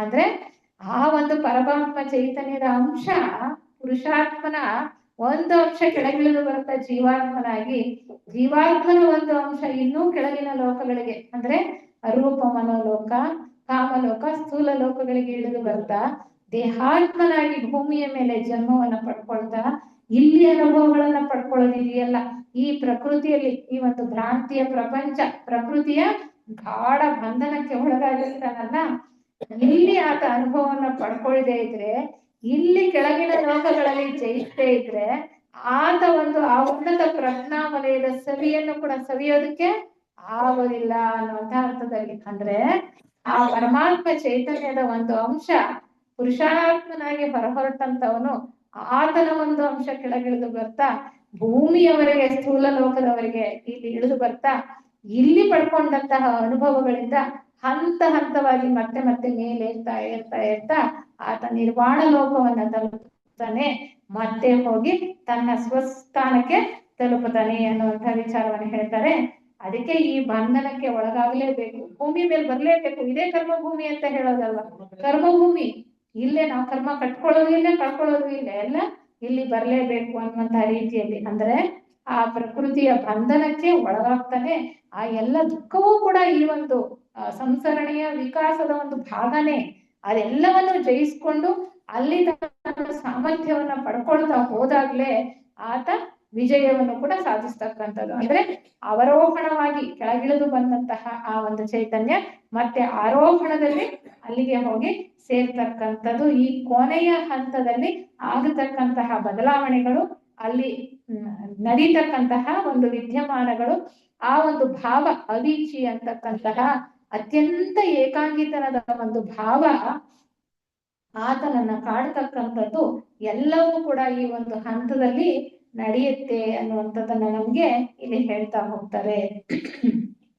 ಒಟ್ಟಾರೆ ಏನ್ ತಿಳ್ಕೊಳ್ಬೇಕು ಅಂದ್ರೆ, ಈ ಅರ್ಹಂತನ ಹಂತದಲ್ಲಿ ಎಲ್ಲಾ ರೀತಿಯ ದುಃಖ ಮತ್ತೆ ತೊಂದರೆಗಳು, ಬೇರೆಗಳು, ದುಷ್ಟ ಪ್ರೇರಣೆಗಳು, ಹೋರಾಟ ಎಲ್ಲವನ್ನು ಕೂಡ ಅತಿಗಳಿತಾನೆ ನಾಲ್ಕನೆಯ ದೀಕ್ಷಿತ ಅಂದ್ರೆ ಅರ್ಹಂತ ತನ್ನ ಪೂರ್ಣ ಜಯವನ್ನ ಗಳಿಸ್ತಾನೆ. ಯಾರಿಗೆ ಈ ಕೆಳಗಿನ ದೇಹಗಳ ಬಾಧೆ ತಪ್ಪಿಲ್ಲ, ನಾವು ಸ್ವಲ್ಪ ನೆನಪು ಮಾಡ್ಕೊಳ್ಳೋದಾದ್ರೆ ಯಾರಿಗೆ ಕೆಳಗಿನ ಲೋಕಗಳ ಬಾಧೆ ತಪ್ಪಿಲ್ಲ ಹೇಳಿ? HPV ಅವರಿಗೆ ತಪ್ಪಿತ್ತ? JK ಅವರಿಗೆ ತಪ್ಪಿತ್ತ? ಅವರು ಕೂಡ ಗಂಟಲಿನ ಕ್ಯಾನ್ಸರ್ನಿಂದ ಅವರು ಕೂಡ ನರಳ್ತಾ ಇದ್ರ. ಅವರು ಪ್ಯಾಂಕ್ರಿಯಾಟಿಕ್ ಕ್ಯಾನ್ಸರ್, J. ಕೃಷ್ಣಮೂರ್ತಿ ಅವರು. ರಮಣ ಮಹರ್ಷಿಗಳಿಗೂ ಕೂಡ ಕ್ಯಾನ್ಸರ್ ಅವ್ರಿಗೂ ಕೂಡ ದೇಹದ ಬಾಧೆ ಇತ್ತು, ಸ್ಥೂಲ ದೇಹದ ಬಾಧೆ. ರಾಮಕೃಷ್ಣ ಪರಮಹಂಸರಿಗೆ ಗಂಟಲಿನ ಒಂದು ಕ್ಯಾನ್ಸರ್ ಇದ್ದಂಥದ್ದು. ಯಾರಿಗೆ ಬಿಟ್ಟಿದೆ? ರಾಮಕೃಷ್ಣ ಪರಮಹಂಸ ಅಂತಾನೆ ಒಂದು ಅವರನ್ನ ಕರೀತಾ ಇದ್ದಂಥದ್ದು. ಅಂದ್ರೆ ನಾಲ್ಕನೆಯ ದೀಕ್ಷೆಯಲ್ಲಿದ್ದಂಥವ್ರು ಅಲ್ವಾ, ಅರ್ಹಂತನ ದೀಕ್ಷೆಯಲ್ಲಿದ್ದಂಥವ್ರು. ಅವ್ರಿಗೂ ಕೂಡ ಸ್ಥೂಲ ದೇಹದ ಬಾಧೆ ಅಂತಕ್ಕಂಥದ್ದು ಇತ್ತು. ಅದನ್ನು ಬಿಡ್ಲಿಲ್ಲ, ಅವರನ್ನು ಬಿಡ್ಲಿಲ್ಲ. ಅದನ್ನ ಪೂರ್ಣ ಜಯಿಸಿ ಅನುಭವಿಸಿ ಅದರಿಂದ ಮೇಲೆತ್ತರೇನೆ ಆ ಒಂದು ವಿಜಯವನ್ನ ಸಾಧಿಸೋದಕ್ಕೆ ಆಗುತ್ತೆ ಅನ್ನುವಂತಹ ಅರ್ಥವನ್ನ ನಾವು ಚೆನ್ನಾಗಿ ಇಲ್ಲಿ ತಿಳ್ಕೊಳ್ಬಹುದಾಗಿದೆ. ಭಗವಾನ್ ಬುದ್ಧರು ತಮ್ಮ ವಿಮೋಚನೆಯನ್ನ ಕುರಿತು ಹೀಗೆ ಹೇಳ್ತಾರಂತೆ. ಏನ್ ಹೇಳ್ತಾರೆ? ಜೀವಿತದ ಅನೇಕ ಬಂದಿಖಾನೆಗಳಲ್ಲಿ ನಾನು ಸೆರೆಯಾಗಿದ್ದೆ. ಜೀವಿತದ ಅನೇಕ ಬಂದಿಖಾನೆಗಳಲ್ಲಿ ನಾನು ಸೆರೆಯಾಗಿದ್ದೆ ಅಂದ್ರೆ ಆ ಪ್ರಕೃತಿಯ ಹೊದಿಕೆಯಲ್ಲಿ, ಅನೇಕ ಉಪಾಧಿಗಳಲ್ಲಿ ಅಲ್ವಾ, ಎಷ್ಟು ಉಪಾಧಿಗಳು ಆ ದೇಹಗಳಲ್ಲಿ ನಾನು ಬಂಧಿತನಾಗಿ ಸೆರೆಯಾಗಿದ್ದೆ. ಆದರೆ ಈಗ ಯಾವಾಗ ವಿಮೋಚನೆ ಅವರಿಗೆ ಸಿಕ್ಕಾಗ ಈ ಬಂಧನಕರವಾದ ದೇಹದ ನಿರ್ಮಾಣಕರ್ತನಾದ ನಿನ್ನನ್ನು ನಾನು ಚೆನ್ನಾಗಿ ತಿಳಿದಿದ್ದೇನೆ. ಈ ದುಃಖ ಹೇತುವಾದ ಮನೆಗಳನ್ನ ಇನ್ನು ನೀನು ಕಟ್ಟಲಾರೆ. ಭ್ರಾಂತಿಜನ್ಯವಾದ ಚಾವಣಿಯನ್ನಾಗಲಿ ಅಭಿಮಾನ ಪೂರಿತವಾದ ತೊಲೆಗಳನ್ನಾಗಲಿ ಜಂಟಿಸಲಾರೆ. ಎಷ್ಟು ಅರ್ಥಗರ್ಭಿತವಾಗಿದೆ ನೋಡಿ, ಇದಿಷ್ಟು ವಾಕ್ಯಗಳು ಬಹಳ ಅರ್ಥಗರ್ಭಿತವಾಗಿದೆ. ನಾನು ಇನ್ನ ಈ ಒಂದು ಹಂತಕ್ಕೆ ತಲುಪಿದ ನಂತರ ದೇಹದ ನಿರ್ಮಾಣಕರ್ತನಾದ ನಿನ್ನನ್ನ ಚೆನ್ನಾಗಿ ತಿಳ್ಕೊಂಡಿದ್ದೇನೆ. ಅಂದ್ರೆ ನಾನು ಪ್ರಕೃತಿಯನ್ನ ಚೆನ್ನಾಗಿ ತಿಳ್ಕೊಂಡಿದ್ದೇನೆ, ಪರಮಾತ್ಮನ ಅಂಶವನ್ನ. ಈ ದುಃಖ ಹೇತುವಾದ ಮನೆಗಳನ್ನ ಇನ್ನು ಕಟ್ಟಲಾರೆ, ಇನ್ನು ಈ ಹೊದಿಕೆಗಳನ್ನ ಹೊಂದ್ಕೊಳ್ಳಾರೆ. ಈ ದೇಹದಲ್ಲಿ ನಾನು ಈ ಉಪಾಧಿಗಳನ್ನ ಧರಿಸ್ಕೊಂಡು ಬರಲಾರೆ ಅನ್ನುವಂತಹ ಒಂದು ರೀತಿಯಲ್ಲಿ ಹೇಳ್ತಾ ಇದ್ದಾರೆ. ಇವೆಲ್ಲವೂ ಕೂಡ ಏನ್ರಿಂದಾಗಿದೆ? ಭ್ರಾಂತಿಯಿಂದ ಕೂಡಿರ್ತಕ್ಕಂಥದ್ದು. ಭ್ರಾಂತಿಜನ್ಯವಾದ ಚಾವಣಿಯನ್ನಾಗಲಿ ಅಭಿಮಾನ ಪೂರಿತವಾದ ತೊಲೆಗಳನ್ನಾಗಲಿ ಜಂಟಿಸಲಾರೆ. ಈ ಅಭಿಮಾನ ಅಂತಕ್ಕಂಥದ್ದು, ಈ ಎಲ್ಲವೂ ಕೂಡ ಇದ್ದೇನೆ, ನನ್ಗೆ ಇಷ್ಟ ಆಸ್ತಿ ಇದೆ, ಇಷ್ಟು ಆಸ್ತಿ ಇದೆ, ನಾನು ಈ ಒಂದು ಹಂತದಲ್ಲಿ ಇದ್ದೇನೆ, ಇಷ್ಟು ಜಯ ಗಳಿಸಿದ್ದೇನೆ, ಜನಪ್ರಿಯತೆಯನ್ನ ಗಳಿಸಿದ್ದೇನೆ, ಇಷ್ಟು ಜನಪ್ರಿಯನಾಗಿದ್ದೇನೆ, ಅಧಿಕಾರ ಪದವಿ ಇದೆ ಅಂತಕ್ಕಂಥದ್ದೆಲ್ಲ ಎಲ್ಲಿ?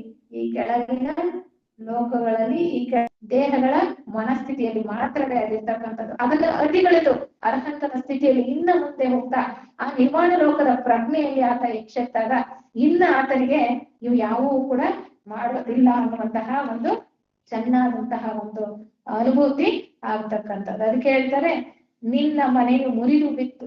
ಯಾವ ಮನೆ? ಈ ಉಪಾಧಿಗಳ ದೇಹಗಳ ಮನೆ, ಈ ದೇಹಗಳ ಭಾವದ ಮನೆ ಮುರಿದು ಬಿತ್ತು, ಅಡ್ಡ ತೊಲೆಯು ಕುಸಿಯಿತು. ಅಲ್ಲಿ ಏನೇನು ನೀನ್ ಜೋಡಿಸಿದ್ದೆ ಮನೆ ಒಳಗಡೆ, ನನ್ನ ಕೀರ್ತಿ ಮತ್ತೆ ಜನಪ್ರಿಯತೆ ಎಲ್ಲದರ ಬಾವುಟ ಹಾರಿಸಿದ್ದೆ, ಆ ತೊಲೆಗಳ ಅನಿಸಿದ್ದೆ, ಅದೆಲ್ಲವೂ ಕೂಡ ಕುಸಿದು ಹೋಯ್ತು. ಭ್ರಾಂತಿಯು ಇದನ್ನ ಕಟ್ಟಿತ್ತು. ಭ್ರಾಂತಿ ಇದನ್ನ ಕಟ್ಟಿತ್ತು, ನಮ್ಮ ಕೆಳದೇಹಗಳ ಒಂದು ಕಾರ್ಯಾಚರಣೆ. ಇದರಿಂದ ಸಂತೋಷವಾಗಿ ಅಂತ್ಯ ವಿಮೋಚನೆಗಾಗಿ ನಿರ್ಗಮಿಸುತ್ತಿದ್ದೇನೆ. ಎಲ್ಲದರಿಂದ ಕೂಡ ನಾನು ಅತೀತನಾಗಿ ಈಗ ನಾನು ಈ ಅನಂತ ಸ್ಥಿತಿಯಿಂದ ಇನ್ನು ಮುಂದುವರೆದು ಹೋಗ್ತಾ ಇದ್ದೇನೆ ಅನ್ನುವಂತ ವಿಚಾರವನ್ನ ಅವರು ನಮ್ಗೆ ಹೇಳ್ತಾ ಬರ್ತಾರೆ. ಅಂದ್ರೆ ಸ್ಥೂಲ ದೇಹದಲ್ಲಿ ಈ ಒಂದು ಅರ್ಹಂತನ ಸ್ಥಿತಿಯಲ್ಲಿ, ಸ್ಥೂಲ ದೇಹದಲ್ಲಿ ಜಾಗೃತಾವಸ್ಥೆಯಲ್ಲಿ ಇರುವಾಗಲೇ ಅರ್ಹಂತ ಬುದ್ಧಿಯ ಪ್ರಜ್ಞೆಯನ್ನು ಬಳಸಬಲ್ಲ. ಇಲ್ಲಿ ಹಾಕಿದಾರಲ್ಲ ಚಿತ್ರ, ಬುದ್ಧಿಯ ಪ್ರಜ್ಞೆಯನ್ನ, ನಾಲ್ಕನೇ ದೀಕ್ಷೆ ಆದ ನಂತರ ಬುದ್ಧಿಯ ಪ್ರಜ್ಞೆಯನ್ನ ಬಳಸಬಲ್ಲ ಆತ. ಆತನ ಪ್ರತಿದಿನದ ಪ್ರಯತ್ನವೂ ಕೂಡ ನಿರ್ವಾಣ ಲೋಕದಲ್ಲಿ ಪ್ರಜ್ಞಾವತ್ತಾಗಿ ಮುಂದೆ ಮುಂದೆ ಸಾಗುವುದು. ಇದುವರೆಗೂ ಬುದ್ಧಿ ಪ್ರಜ್ಞೆಯಲ್ಲಿ ಮುಂದೆ ಮುಂದೆ ಸಾಗ್ತಾ ಬಂದ. ಈಗ ಅರ್ಹಂತನ ಹಂತಕ್ಕೆ ತಲುಪಿದ ಮೇಲೆ ಆತ್ಮಲೋಕ ಅಥವಾ ನಿರ್ವಾಣ ಲೋಕವನ್ನ ಪ್ರವೇಶ ಮಾಡ್ತಾ ಅಲ್ಲಿ ಹಂತ ಹಂತವಾಗಿ ಮೆಟ್ಟಿಲುಗಳನ್ನ ಹತ್ತುಕೊಂಡು ಹೋಗ್ತಾನೆ ಅಂತ ಹೇಳ್ತಾರೆ. ಮುಖ್ಯವಾಗಿ 5 ಮೆಟ್ಟಿಲುಗಳನ್ನ ಹತ್ತಾನೆ. ಅಂದ್ರೆ 5 ಉಪಲೋಕಗಳಲ್ಲಿ ಆತ ವಿಕಾಸ ಆಗ್ತಾ ಹೋಗ್ತಾನೆ, ಆತನ ಪ್ರಜ್ಞೆ ವಿಕಾಸವಾಗುತ್ತೆ ಅಂತ ಹೇಳ್ತಾನೆ. ಇಲ್ಲಿ ಈ ನಿರ್ಮಾಣದಲ್ಲಿ ಎಲ್ಲವೂ ಪ್ರಕಾಶಮಾನವೇ, ಹೇಗಿರುತ್ತೆ ಈ ಲೋಕ ಅಂತ. ಆಗ್ಲೇ ನಮ್ಗೆ ಪ್ರಶ್ನೆಗಳು ಬರ್ತಲ್ವ, ದೇಹ ಇರುತ್ತ, ಬಣ್ಣ ಇರುತ್ತ, ಹೇಗಿರುತ್ತೆ ಅಂತ. ಅದನ್ನೇ ಆ ವಿಚಾರವಾಗಿ ಇಲ್ಲಿ ಹೇಳ್ತಾರೆ. ನಿರ್ವಾಣ ಲೋಕ ಹೇಗಿರುತ್ತೆ ಅಂದ್ರೆ ಇದು ಬರೀ ಬೆಳಕಿನ ಲೋಕ, ಇಲ್ಲಿ ಬರೀ ಬೆಳಕೆ ಇರ್ತಕ್ಕಂಥದ್ದು. ಪ್ರಪ್ರಥಮವಾಗಿ ಅರ್ಹತ ಈ ಒಂದು ನಿರ್ವಾಣ ಲೋಕವನ್ನ ಪ್ರವೇಶ ಮಾಡಿದಾಗ ಎಲ್ಲೆಲ್ಲೂ ಚೈತನ್ಯವೇ ತಾಂಡವ ಮಾಡ್ತಾ ಇರೋದು ಕಾಣಿಸ್ತಾ ಇದೆ. ಚೈತನ್ಯ ಹೇಗಿರುತ್ತೆ, ಅದು ಪ್ರಕಾಶಮಾನವಾಗಿರುತ್ತೆ. ಎಲ್ಲೆಲ್ಲೂ ಕೂಡ ಚೈತನ್ಯವೇ ತಾಂಡವ ಮಾಡ್ತಾ ಇದೆ ಅಂತ ಆತನಿಗೆ ಭಾಸವಾಗುತ್ತೆ. ಯಥಾರ್ಥದಲ್ಲಿ ಪ್ರತಿಯೊಂದು ಮೇಲಿನ ಲೋಕವೂ ಕೂಡ ಕೆಳಗಿನ ಲೋಕಕ್ಕಿಂತ ಹೆಚ್ಚು ಪ್ರಕಾಶಮಾನನೇ. ಸ್ಥೂಲ ಲೋಕಕ್ಕಿಂತ ಕಾಮಲೋಕ ಹೆಚ್ಚು ಪ್ರಕಾಶಮಾನ, ಕಾಮಲೋಕಕ್ಕಿಂತ ಅರೂಪ ಮನೋಲೋಕ ಇನ್ನೂ ಹೆಚ್ಚು ಪ್ರಕಾಶಮಾನವಾಗಿದೆ. ನಾವು ಥಿಯಾಸಫಿ ವಾಂಗ್ಮಯದಲ್ಲಿ ಕೊಟ್ಟಿರ್ತಕ್ಕಂಥ ಗ್ರಂಥಗಳನ್ನ ಓದಿದ್ರೆ ಗೊತ್ತಾಗುತ್ತೆ.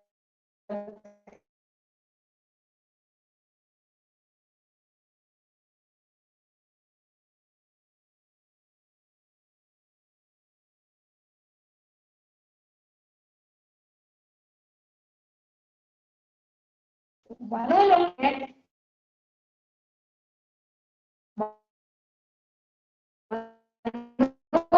ಇನ್ನೂ ಹೆಚ್ಚು ಪ್ರಕಾಶಮಾನ. ಹೀಗೆ ಹೋಗ್ತಾ ಹೋಗ್ತಾ ಈ ನಿರ್ವಾಣ ಲೋಕದಲ್ಲಿ ಪೂರ್ತಿಯಾಗಿ ಎಲ್ಲವೂ ಕೂಡ ಪ್ರಕಾರ ವಿಶ್ವವೆಲ್ಲ ದೇದೀಪ್ಯಮಾನವಾದ ಬೆಳಕಿನಿಂದ ತುಂಬಿದಂತಹ ಅನುಭವ.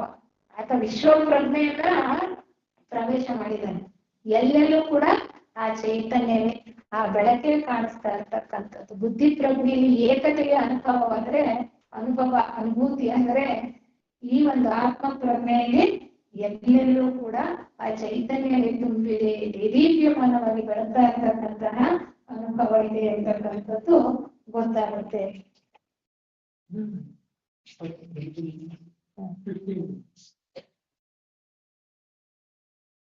ಈ ವಿಶ್ವವೆಲ್ಲ ದೇದೀಪ್ಯಮಾನವಾದಂತಹ ಬೆಳಕಿನಿಂದ ತುಂಬಿದಂತಹ ಅನುಭವ ತನಗೆ ಬರುತ್ತೆ. ಈ ಬೆಳಕಿನ ಪ್ರವಾಹದಲ್ಲಿ ಊಹಿಸಲಾರದಷ್ಟು ಚಟುವಟಿಕೆ, ಅತ್ಯಂತ ಚಟುವಟಿಕೆಯಿಂದ ಕೂಡಿರ್ತಕ್ಕಂತಹ ಲೋಕ ಅಂದ್ರೆ ನಿರ್ವಾಣ ಲೋಕ ಅಥವಾ ಆತ್ಮಲೋಕ. ಯಾಕೆ ಎಲ್ಲ ಜೀವನ್ಮುಕ್ತರುಗಳ ಕೆಲಸ ಮಾಡ್ತಾ ಇರೋದು ಈ ಲೋಕದಿಂದಾನೆ. ಎಲ್ಲರೂ ಇರ್ತಕ್ಕಂಥದ್ದು ಈ ಲೋಕದಲ್ಲೇ. ಅವರ ಪ್ರಜ್ಞೆ ಅಲ್ಲಿ ಒಂದಾಗಿರುತ್ತೆ. ಅಂದ್ರೆ ವಿಶ್ವ ಪ್ರಜ್ಞೆಯಲ್ಲಿ ಒಂದಾಗಿ ಆ ವಿಶ್ವ ಪ್ರಜ್ಞೆಯ ಒಂದು ಭಾಗವಾಗಿ ಕೆಲಸ ಮಾಡ್ತಾ ಇರ್ತಾರೆ ಈ ಒಂದು ಹಂತದಲ್ಲಿ. ಅಲ್ಲಿ ಆನಂದಕರವಾದಂತಹ ಪ್ರಜ್ಞೆ ಕಣ್ಣನ್ನ ಕೋರೈಸುವಂತಹಷ್ಟು ಅಷ್ಟು ಪ್ರಕಾಶಮಾನವಾಗಿದೆ. ಇಷ್ಟು ಪ್ರಕಾಶಮಾನವಾಗಿರ್ತಕ್ಕಂತಹ ಆ ಬೆಳಕಿನ ಒಂದು ಲೋಕದಲ್ಲೂ ಕೂಡ ಅವರು ಹೇಳ್ತಾರೆ, ಇನ್ನು ಹೆಚ್ಚು ದೃಷ್ಟಿಸಿ ನೋಡಿದ್ರೆ ಇನ್ನೂ ಹೆಚ್ಚು ಪ್ರಕಾಶಮಾನವಾಗಿರ್ತಕ್ಕಂಥ ಹೊಳಿತಾ ಇರ್ತಕ್ಕಂತಹ ಕೇಂದ್ರಗಳು ಕಾಣಿಸ್ತಾವಂತೆ. ಹೊಳಿತಾ ಇರ್ತಕ್ಕಂತಹ ಕೇಂದ್ರಗಳು ಕಾಣಿಸುತ್ತವೆ. ಈ ಕೇಂದ್ರಗಳ ಸಹಾಯದಿಂದ ಬೆಳಕಿನ ಪ್ರಕಾಶ ಇದೆಯಲ್ಲ ಆ ನಿರ್ವಾಣ ಲೋಕದಲ್ಲಿ, ಅದನ್ನ ಸ್ವಲ್ಪ ಕಡಿಮೆ ಮಾಡಿ ಕೆಳಗಿನ ಲೋಕವಾಸಿಗಳಿಗೆ ಅದರ ಅರಿವನ್ನ ಉಂಟು ಮಾಡತಕ್ಕಂಥದ್ದು ಒಂದು ವಿಶೇಷ ಗುಣ. ಇದನ್ನ ಯಾರು ಮಾಡ್ತಾರೆ?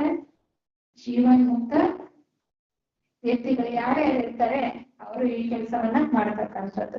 ಅದಕ್ಕೆ ಹೇಳ್ತಾರೆ ಈ ಕೇಂದ್ರಗಳಿಗೆ ಯಾರು ಅಲ್ಲ, ಅಷ್ಟು ಜಾಜ್ವಲ್ಯಮಾನವಾಗಿರ್ತಕ್ಕಂತಹ ಆ ಒಂದು ನಿರ್ಮಾಣ ಲೋಕದಲ್ಲಿ ಅಲ್ಲಲ್ಲಿ ಇನ್ನೂ ಹೆಚ್ಚು ಪ್ರಕಾಶಮಾನವಾಗಿರ್ತಕ್ಕಂಥ ಕೇಂದ್ರಗಳಿವೆ ಅಂತ ಹೇಳಿದ್ರಲ್ಲ, ಆ ಕೇಂದ್ರಗಳು ಮತ್ತೇನು ಅಲ್ಲ, ಮಹಾತ್ಮರುಗಳ ನಿಜ ರೂಪಗಳು ಅಂತ ಹೇಳ್ತಾರೆ.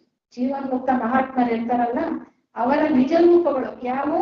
ಈ ಕೇಂದ್ರಗಳು. ಅವ್ರು ಯಾವುದು ದೇಹ ಇಲ್ಲ, ಅವರು ಒಂದು ಬೆಳಕಿನ ಒಂದು ಕೇಂದ್ರವಾಗಿ ಅಲ್ಲಿ ಕೆಲಸ ಮಾಡ್ತಾ ಇರ್ತಾರೆ. ಬೆಳಕಿನ ಕೇಂದ್ರವಾಗಿ ಕೆಲಸ ಮಾಡ್ತಾ ಇರ್ತಾರೆ.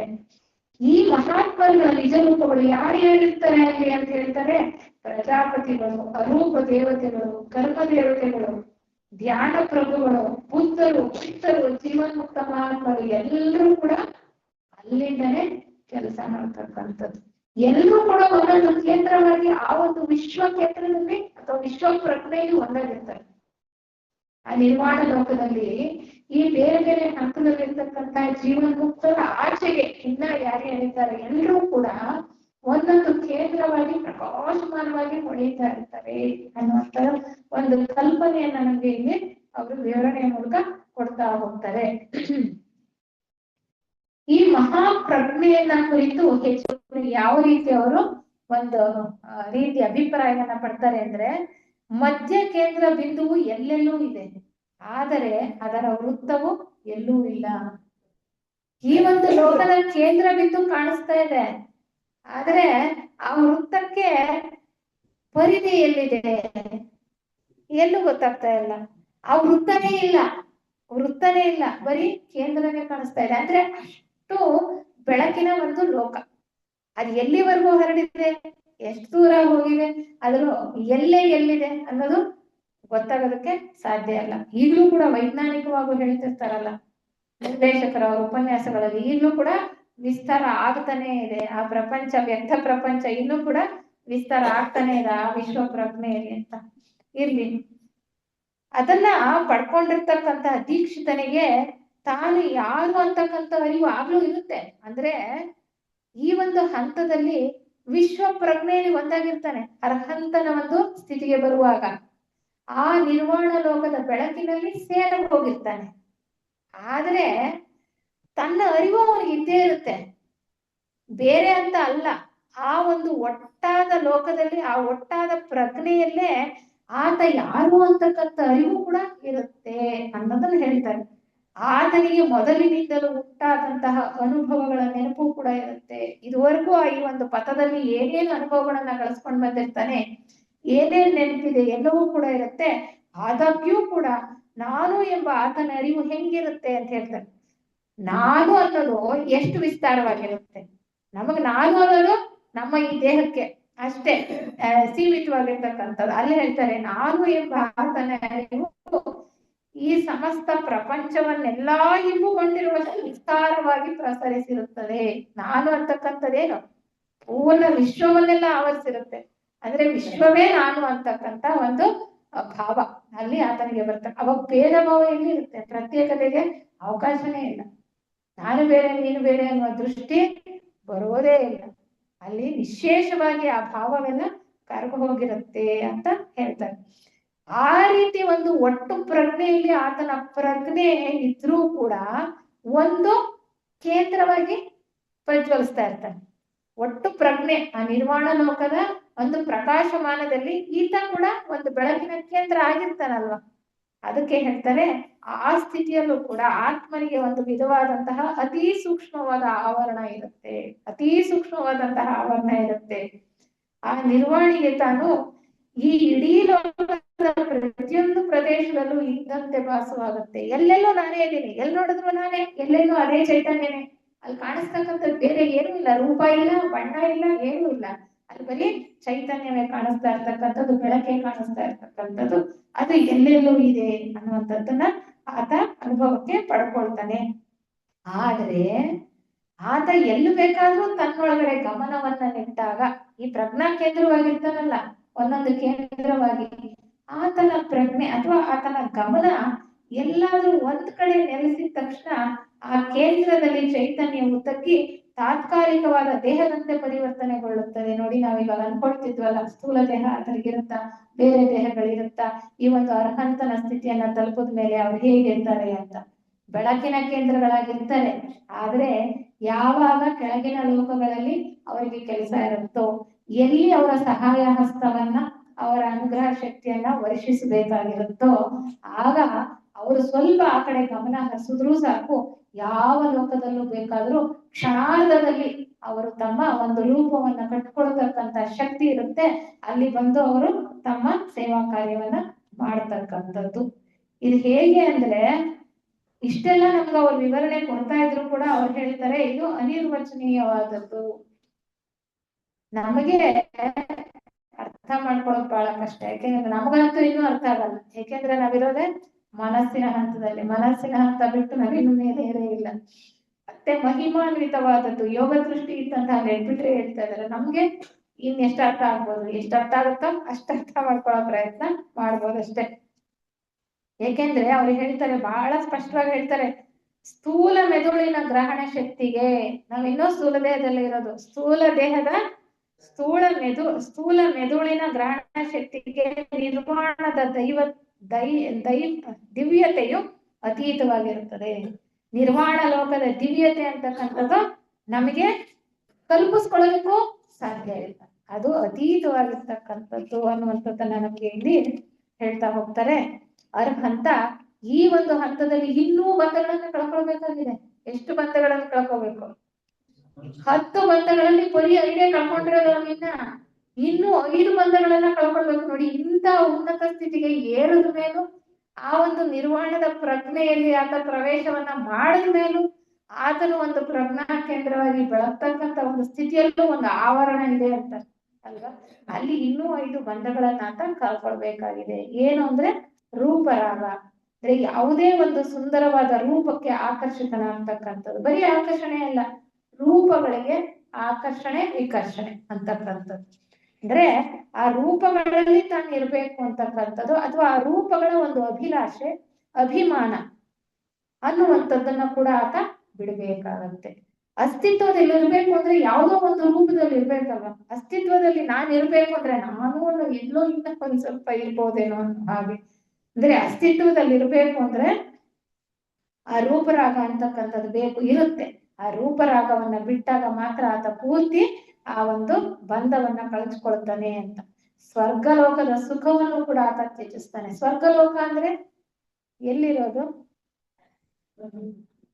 ದೇವಚಾನ ಅಥವಾ ಸ್ವರ್ಗ ಅಂತ ಹೇಳ್ತಾರೆ. ಎಲ್ಲಿದೆ ಅದು? ಅರೂಪಲೋಕದಲ್ಲ, ಸ್ವರೂಪಲೋಕದಲ್ಲ? ರೂಪಲೋಕದಲ್ಲಿ. ರೂಪಲೋಕ ಕೆಳಗಿನ ಮನೋಲೋಕ, ಅದು ಮೇಲ್ ಮನೋಲೋಕದಲ್ಲ. ಸ್ವರ್ಗದ ಒಂದು ಸ್ಥಿತಿ ಇರೋದು ರೂಪ, ಮೇಲಿನ ಉಪಲೋಕ. ಸರಿ, ಆದ್ರೆ ಅದು ರೂಪಲೋಕದ ಒಂದು, ಅದಕ್ಕೆ ಅವ್ರು ಹೇಳೋದು ರೂಪಗಳಲ್ಲಿ ಹುಟ್ಕೊಳ್ಳೋದು ಅಲ್ಲಿ ರೂಪಲೋಕದಲ್ಲಿ ಮಾತ್ರನೇ ರೂಪಗಳಿರುವಂಥದ್ದು, ಅಸ್ತಿತ್ವದಲ್ಲಿರುವಂಥದ್ದು. ಅಂದ್ರೆ ನನಗೆ ಸ್ವರ್ಗ ಸುಖದ ಆಸೆನೂ ಬೇಡ, ಅದನ್ನು ಬಿಡ್ಬೇಕು ಅನ್ನುವಂಥದ್ದು. ಅರೂಪರಾಗ ಎಲ್ಲಾ ರೂಪಗಳಿಗೂ ಅತೀತವಾದದ್ದು, ಆದರೂ ಅತೀತವಾದ ಸ್ಥಿತಿಯಲ್ಲಿ ಬದುಕಿರ್ಬೇಕು. ರೂಪ ಇಲ್ಲದೇನು ಪರವಾಗಿಲ್ಲ, ನಾನು ಅನ್ನೋ ಒಂದು ಅಸ್ತಿತ್ವ ಇರ್ಬೇಕು ಅನ್ನೋಂತಹ ಒಂದು ಭಾವ, ಅದನ್ನೂ ಕೂಡ ಕಳ್ಕೊಳ್ಬೇಕು.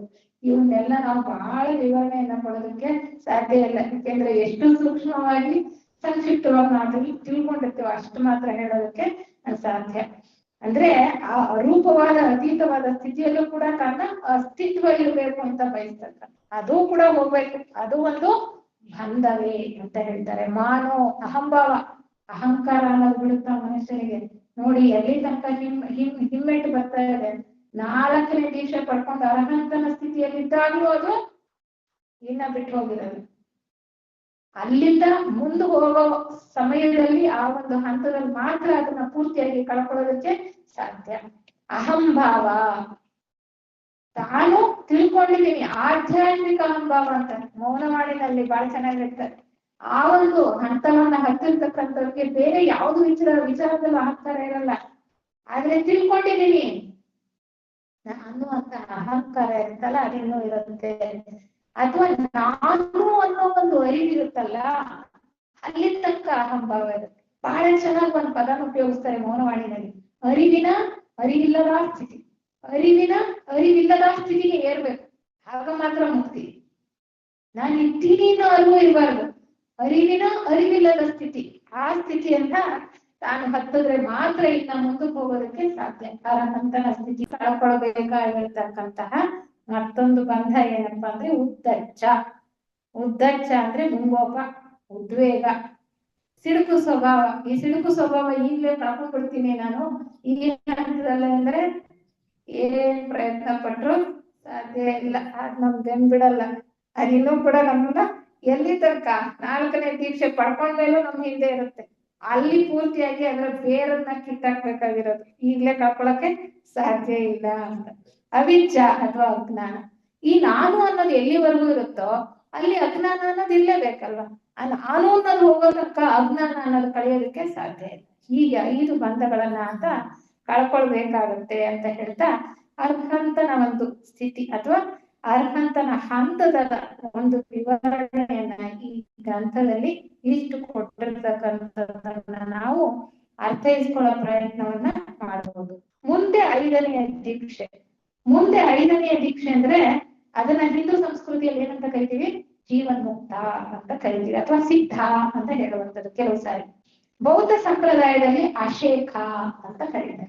ಅಶೇಖ ಅಂದ್ರೆ ಯಾವ ಉದ್ದೇಶಕ್ಕೆ ಮಾನವನು ಈ ಒಂದು ಮನುಷ್ಯ ಜನ್ಮಕ್ಕೆ ಬಂದನೋ ಆ ಉದ್ದೇಶ ಪೂರ್ಣಗೊಂಡಿದೆ. ಅಂದ್ರೆ ಪುರುಷಾರ್ಥದ ಒಂದು ಅಂಶ ಆ ಪರಮಾತ್ಮನಿಂದ ಹೊರಟಂತಾಗಿರಿ ಈ ಪ್ರಕೃತಿಯ ಪರಿಮಿತಿಗಳಿಗೆ ಒಳಪಟ್ಟು ಈ ಅನುಭವಗಳಿಗೋಸ್ಕರ ಕೆಳಗಡೆ ಒಂದು ಘನವಾದ ಉದ್ದೇಶ ಇಟ್ಕೊಂಡು ಕೆಳಗಡೆ ಬರ್ತಾನಲ್ಲ, ಅಲ್ಲಿ ಎಲ್ಲ ಅನುಭವಗಳನ್ನ ಪಡ್ಕೊಂಡಾಯ್ತು. ಪ್ರಕೃತಿಯಿಂದ ರಹಸ್ಯವನ್ನ ಭೇದಿಸಿದ್ದಾಯ್ತು. ಪ್ರಕೃತಿಯಿಂದ ಪೂರ್ಣವಾಗಿ ಬಿಡಿಸ್ಕೊಳ್ತಕ್ಕಂತಹ ಒಂದು ಹಂತ. ಅದಕ್ಕೆ ಇದನ್ನ ಅಶೇಖ ಅಂತ ಹೇಳ್ತಾರೆ.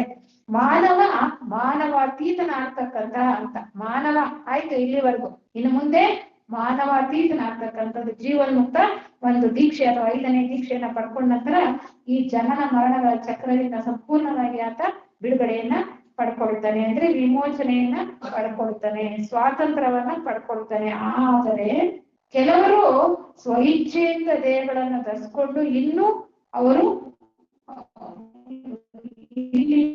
ಉಳ್ಕೊಂಡಿರ್ತಕ್ಕಂತಹ ಜೀವಿಗಳ ವಿಕಾಸಕ್ಕೋಸ್ಕರ ಆಗಾಗ್ಗೆ ಬಂದು ಸಹಾಯವಾದ ಲೋಕ ಕಲ್ಯಾಣ ಕಾರ್ಯಗಳಲ್ಲಿ ತೊಡಗಿಸ್ಕೊಳ್ಬಹುದಾಗಿದೆ. ಬುದ್ಧರು 8ನೇ ದೀಕ್ಷೆಗೆ ಹೋದ್ರು ಕೂಡ ಈಗಲೂ ಕೂಡ ಪ್ರತಿ ವರ್ಷವೂ ಕೂಡ ಬಂದು ಅವರು ಸೂಕ್ತಕ್ಕಂಥದ್ದು ಅನುಗ್ರಹ ಶಕ್ತಿಯನ್ನ, ಅವರ ಆಶೀರ್ವಾದವನ್ನ ಈ ಪ್ರಪಂಚದ ಮೇಲೆ ಹರಿಸ್ತಕ್ಕಂಥದ್ದು ನಮ್ಗೆ ಗೊತ್ತಿರ್ತಕ್ಕಂತಹ ವಿಚಾರ.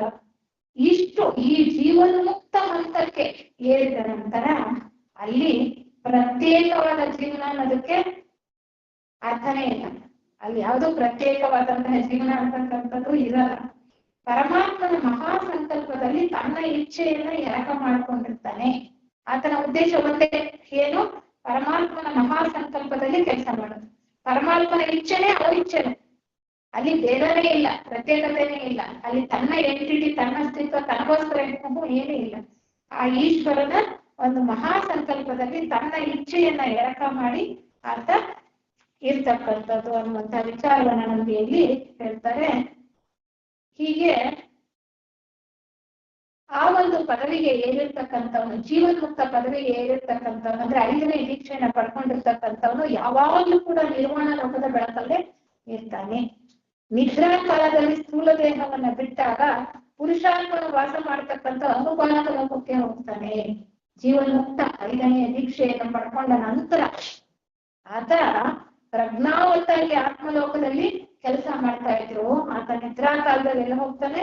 ಅನುಪಾದಕ ಲೋಕ ಅಂದ್ರೆ ವಿಷ್ಣುವಿನ ಲೋಕ ಅಂತೀವಿ ನಾವು ನಮ್ಮ ಹಿಂದೂ ಸಂಸ್ಕೃತಿಯಲ್ಲಿ, ಅಥವಾ ವೈಕುಂಠ ಅನ್ನೋದು. ಅಲ್ಲಿ ಕೂಡ ಹೋಗ್ತಕ್ಕಂತಹ ಒಂದು ಸಾಮರ್ಥ್ಯವನ್ನ ಕಳಿಸ್ಕೊಂಡಿರ್ತಾನೆ.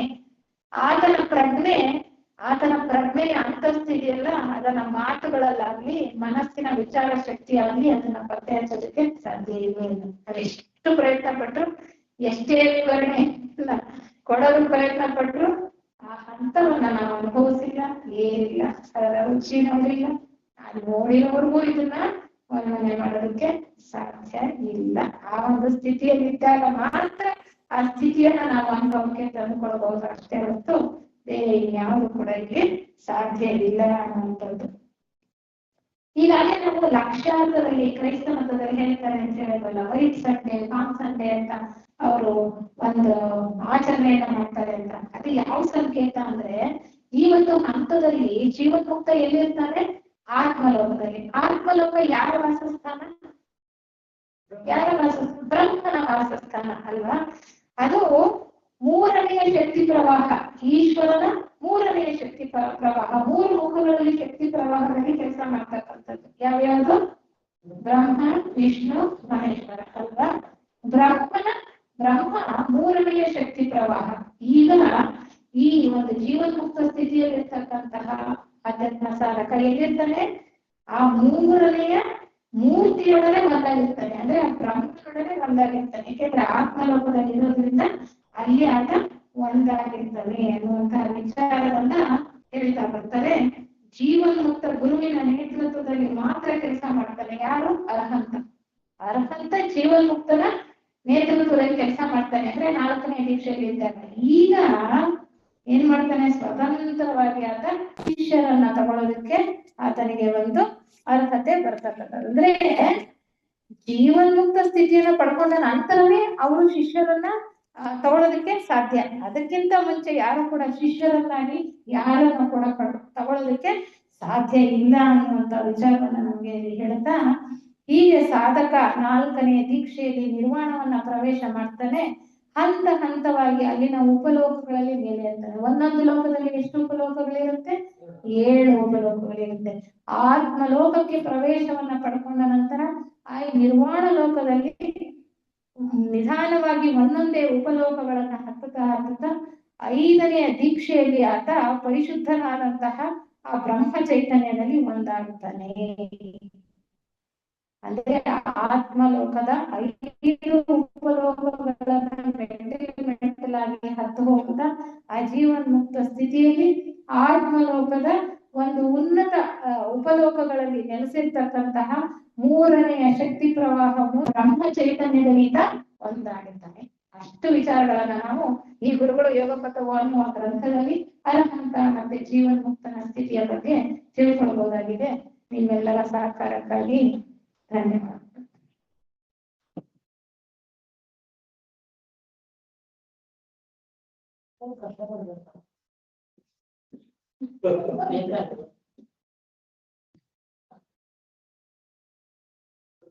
ಅಂದ್ರೆ ನಾವು ಕೇಳ್ಕೊಂಡ್ ಬಂದಿದೀವ ಇದನ್ನ. ಪರಮಾತ್ಮನ ಒಂದು ಯೋಜನೆ, ಸಂಸ್ಕರಣಾ ಯೋಜನೆ, ಜೀವ ವಿಕಾಸ ಯೋಜನೆ.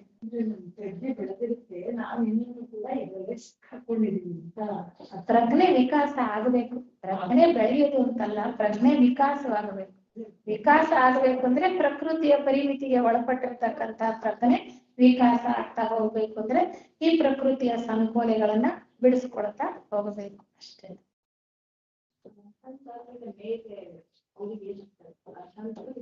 4ನೇ ದೀಕ್ಷೆಯನ್ನ ಪಡ್ಕೊಂಡಿರ್ತಕ್ಕಂಥವ್ನ ಅರ್ಹಂತ ಅಂತಾರೆ. 5ನೇ ದೀಕ್ಷೆಯನ್ನ ಪಡ್ಕೊಂಡಿರ್ತಕ್ಕಂಥವ್ನ ಜೀವನ್ಮುಕ್ತ. ಬೌದ್ಧ ಸಂಪ್ರದಾಯದಲ್ಲಿ ಅವರನ್ನ ಅಶೇಖ ಅಂತ ಕರೀತಾರೆ. ಜೀವನ್ಮುಕ್ತ ಅಥವಾ ಅಶೇಖ.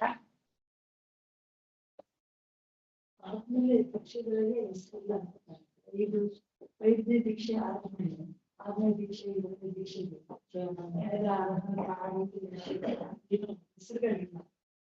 ಅಂದ್ರೆ ನಮ್ ಥಿಯಾಸಫಿ ವಾಂಗ್ಮಯದಲ್ಲಿ ಏನು ಅದನ್ನ ಸೇರಿಸಿಲ್ಲ.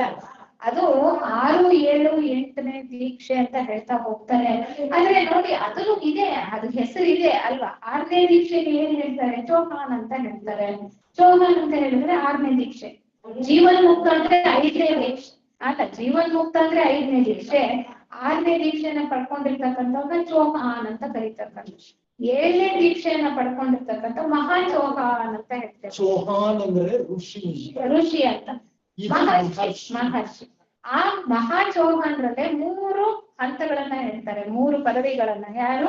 ಬೋಧಿಸತ್ವ, ಮತ್ತೆ ಮನುಗಳು, ಮತ್ತೆ ಮಹಾ ಚೌಹಾನ್. ಆ 3ಅನ್ನ ಹೇಳ್ತಕ್ಕಂಥ. ಅದರಿಂದ ಮುಂದೆ ಹೋಗ್ತಕ್ಕಂಥ ದೀಕ್ಷೆ ಬುದ್ಧ ದೀಕ್ಷೆ, ಅದು 8ನೇ ದೀಕ್ಷೆ. 9ನೇ ದೀಕ್ಷೆಯಲ್ಲಿ ಸನತ್ ಕುಮಾರ ಪ್ರಭುಗಳು ಅಂದ್ರೆ ಜಗತ್ ಪ್ರಭುಗಳು ಇರ್ತಕ್ಕಂಥದ್ದು 9ನೇ ದೀಕ್ಷೆ. ಪ್ರಸ್ತುತ ಭೂಮಿಯ ಮೇಲೆ ಮಾನವ ಜನಾಂಗದಿಂದ ಮೊಟ್ಟ ಮೊದಲಿಗೆ 8ನೇ ದೀಕ್ಷೆಗೆ ಏರಿರ್ತಕ್ಕಂಥವ್ರೆ ಸಿದ್ಧಾರ್ಥ ಗೌತಮರು. ಅದಕ್ಕಿಂತ ಇನ್ನೂ ಮೇಲಿನ ಹಂತದಲ್ಲಿರ್ತಕ್ಕಂಥವ್ರು ಎಲ್ಲಿಂದ ಬಂದಿದ್ದಾರೆ? ಶುಕ್ರ ಗ್ರಹದಿಂದ ಬಂದಿರೋರು. ಭೂಮಿಯ ಮೇಲೆ ಒಂದು ಈ ಹಂತದ ಈ ಮಾರ್ಗದಲ್ಲಿ ನಡೆದು ಆ ಹಂತಕ್ಕೆ ಹೋದವ್ರಿಗೆ ಯಾರೂ ಇಲ್ಲ. ಅದಕ್ಕಿಂತ ಇನ್ನೂ ಉನ್ನತ ಹಂತ ಅಂದ್ರೆ 10ನೇ ದೀಕ್ಷೆ ಹೇಳ್ತಾರೆ. 10ನೇ ದೀಕ್ಷೆನಲ್ಲಿ ಮೌನ ಗುಣಿ ಅಂತ ಹೇಳುವಂಥದ್ದು. ಹೆಚ್ಚು ಇಲ್ಲ. ಆದ್ರೆ ಥಿಯಾಸಫಿ ವಾಂಗ್ಮಯದಲ್ಲಿ ಇಲ್ಲಿಯವರೆಗೂ ಕೂಡ ನಮಗೆ ಒಂದು ಸಾಹಿತ್ಯ ಲಭ್ಯವಿದೆ. ಅದಕ್ಕಿಂತ ಇನ್ನ ಏನಿದೆಯೋ ಗೊತ್ತಿಲ್ಲ. ಈ ಲೋಕಗಳನ್ನ ಕಂಡ್ರೆ ನೀವು ನೋಡಿ, ಈಗ 4ನೇ ದೀಕ್ಷೆವರೆಗೂ ಆಗ್ಲೇ ನಾವು ಅರ್ಥ ಮಾಡ್ಕೊಳ್ಳಿಕ್ಕೆ ಪ್ರಯತ್ನ ಪಟ್ಟಿದ್ದೀವಿ. 4ನೇ ದೀಕ್ಷೆಯನ್ನ ಪಡೆದಂತ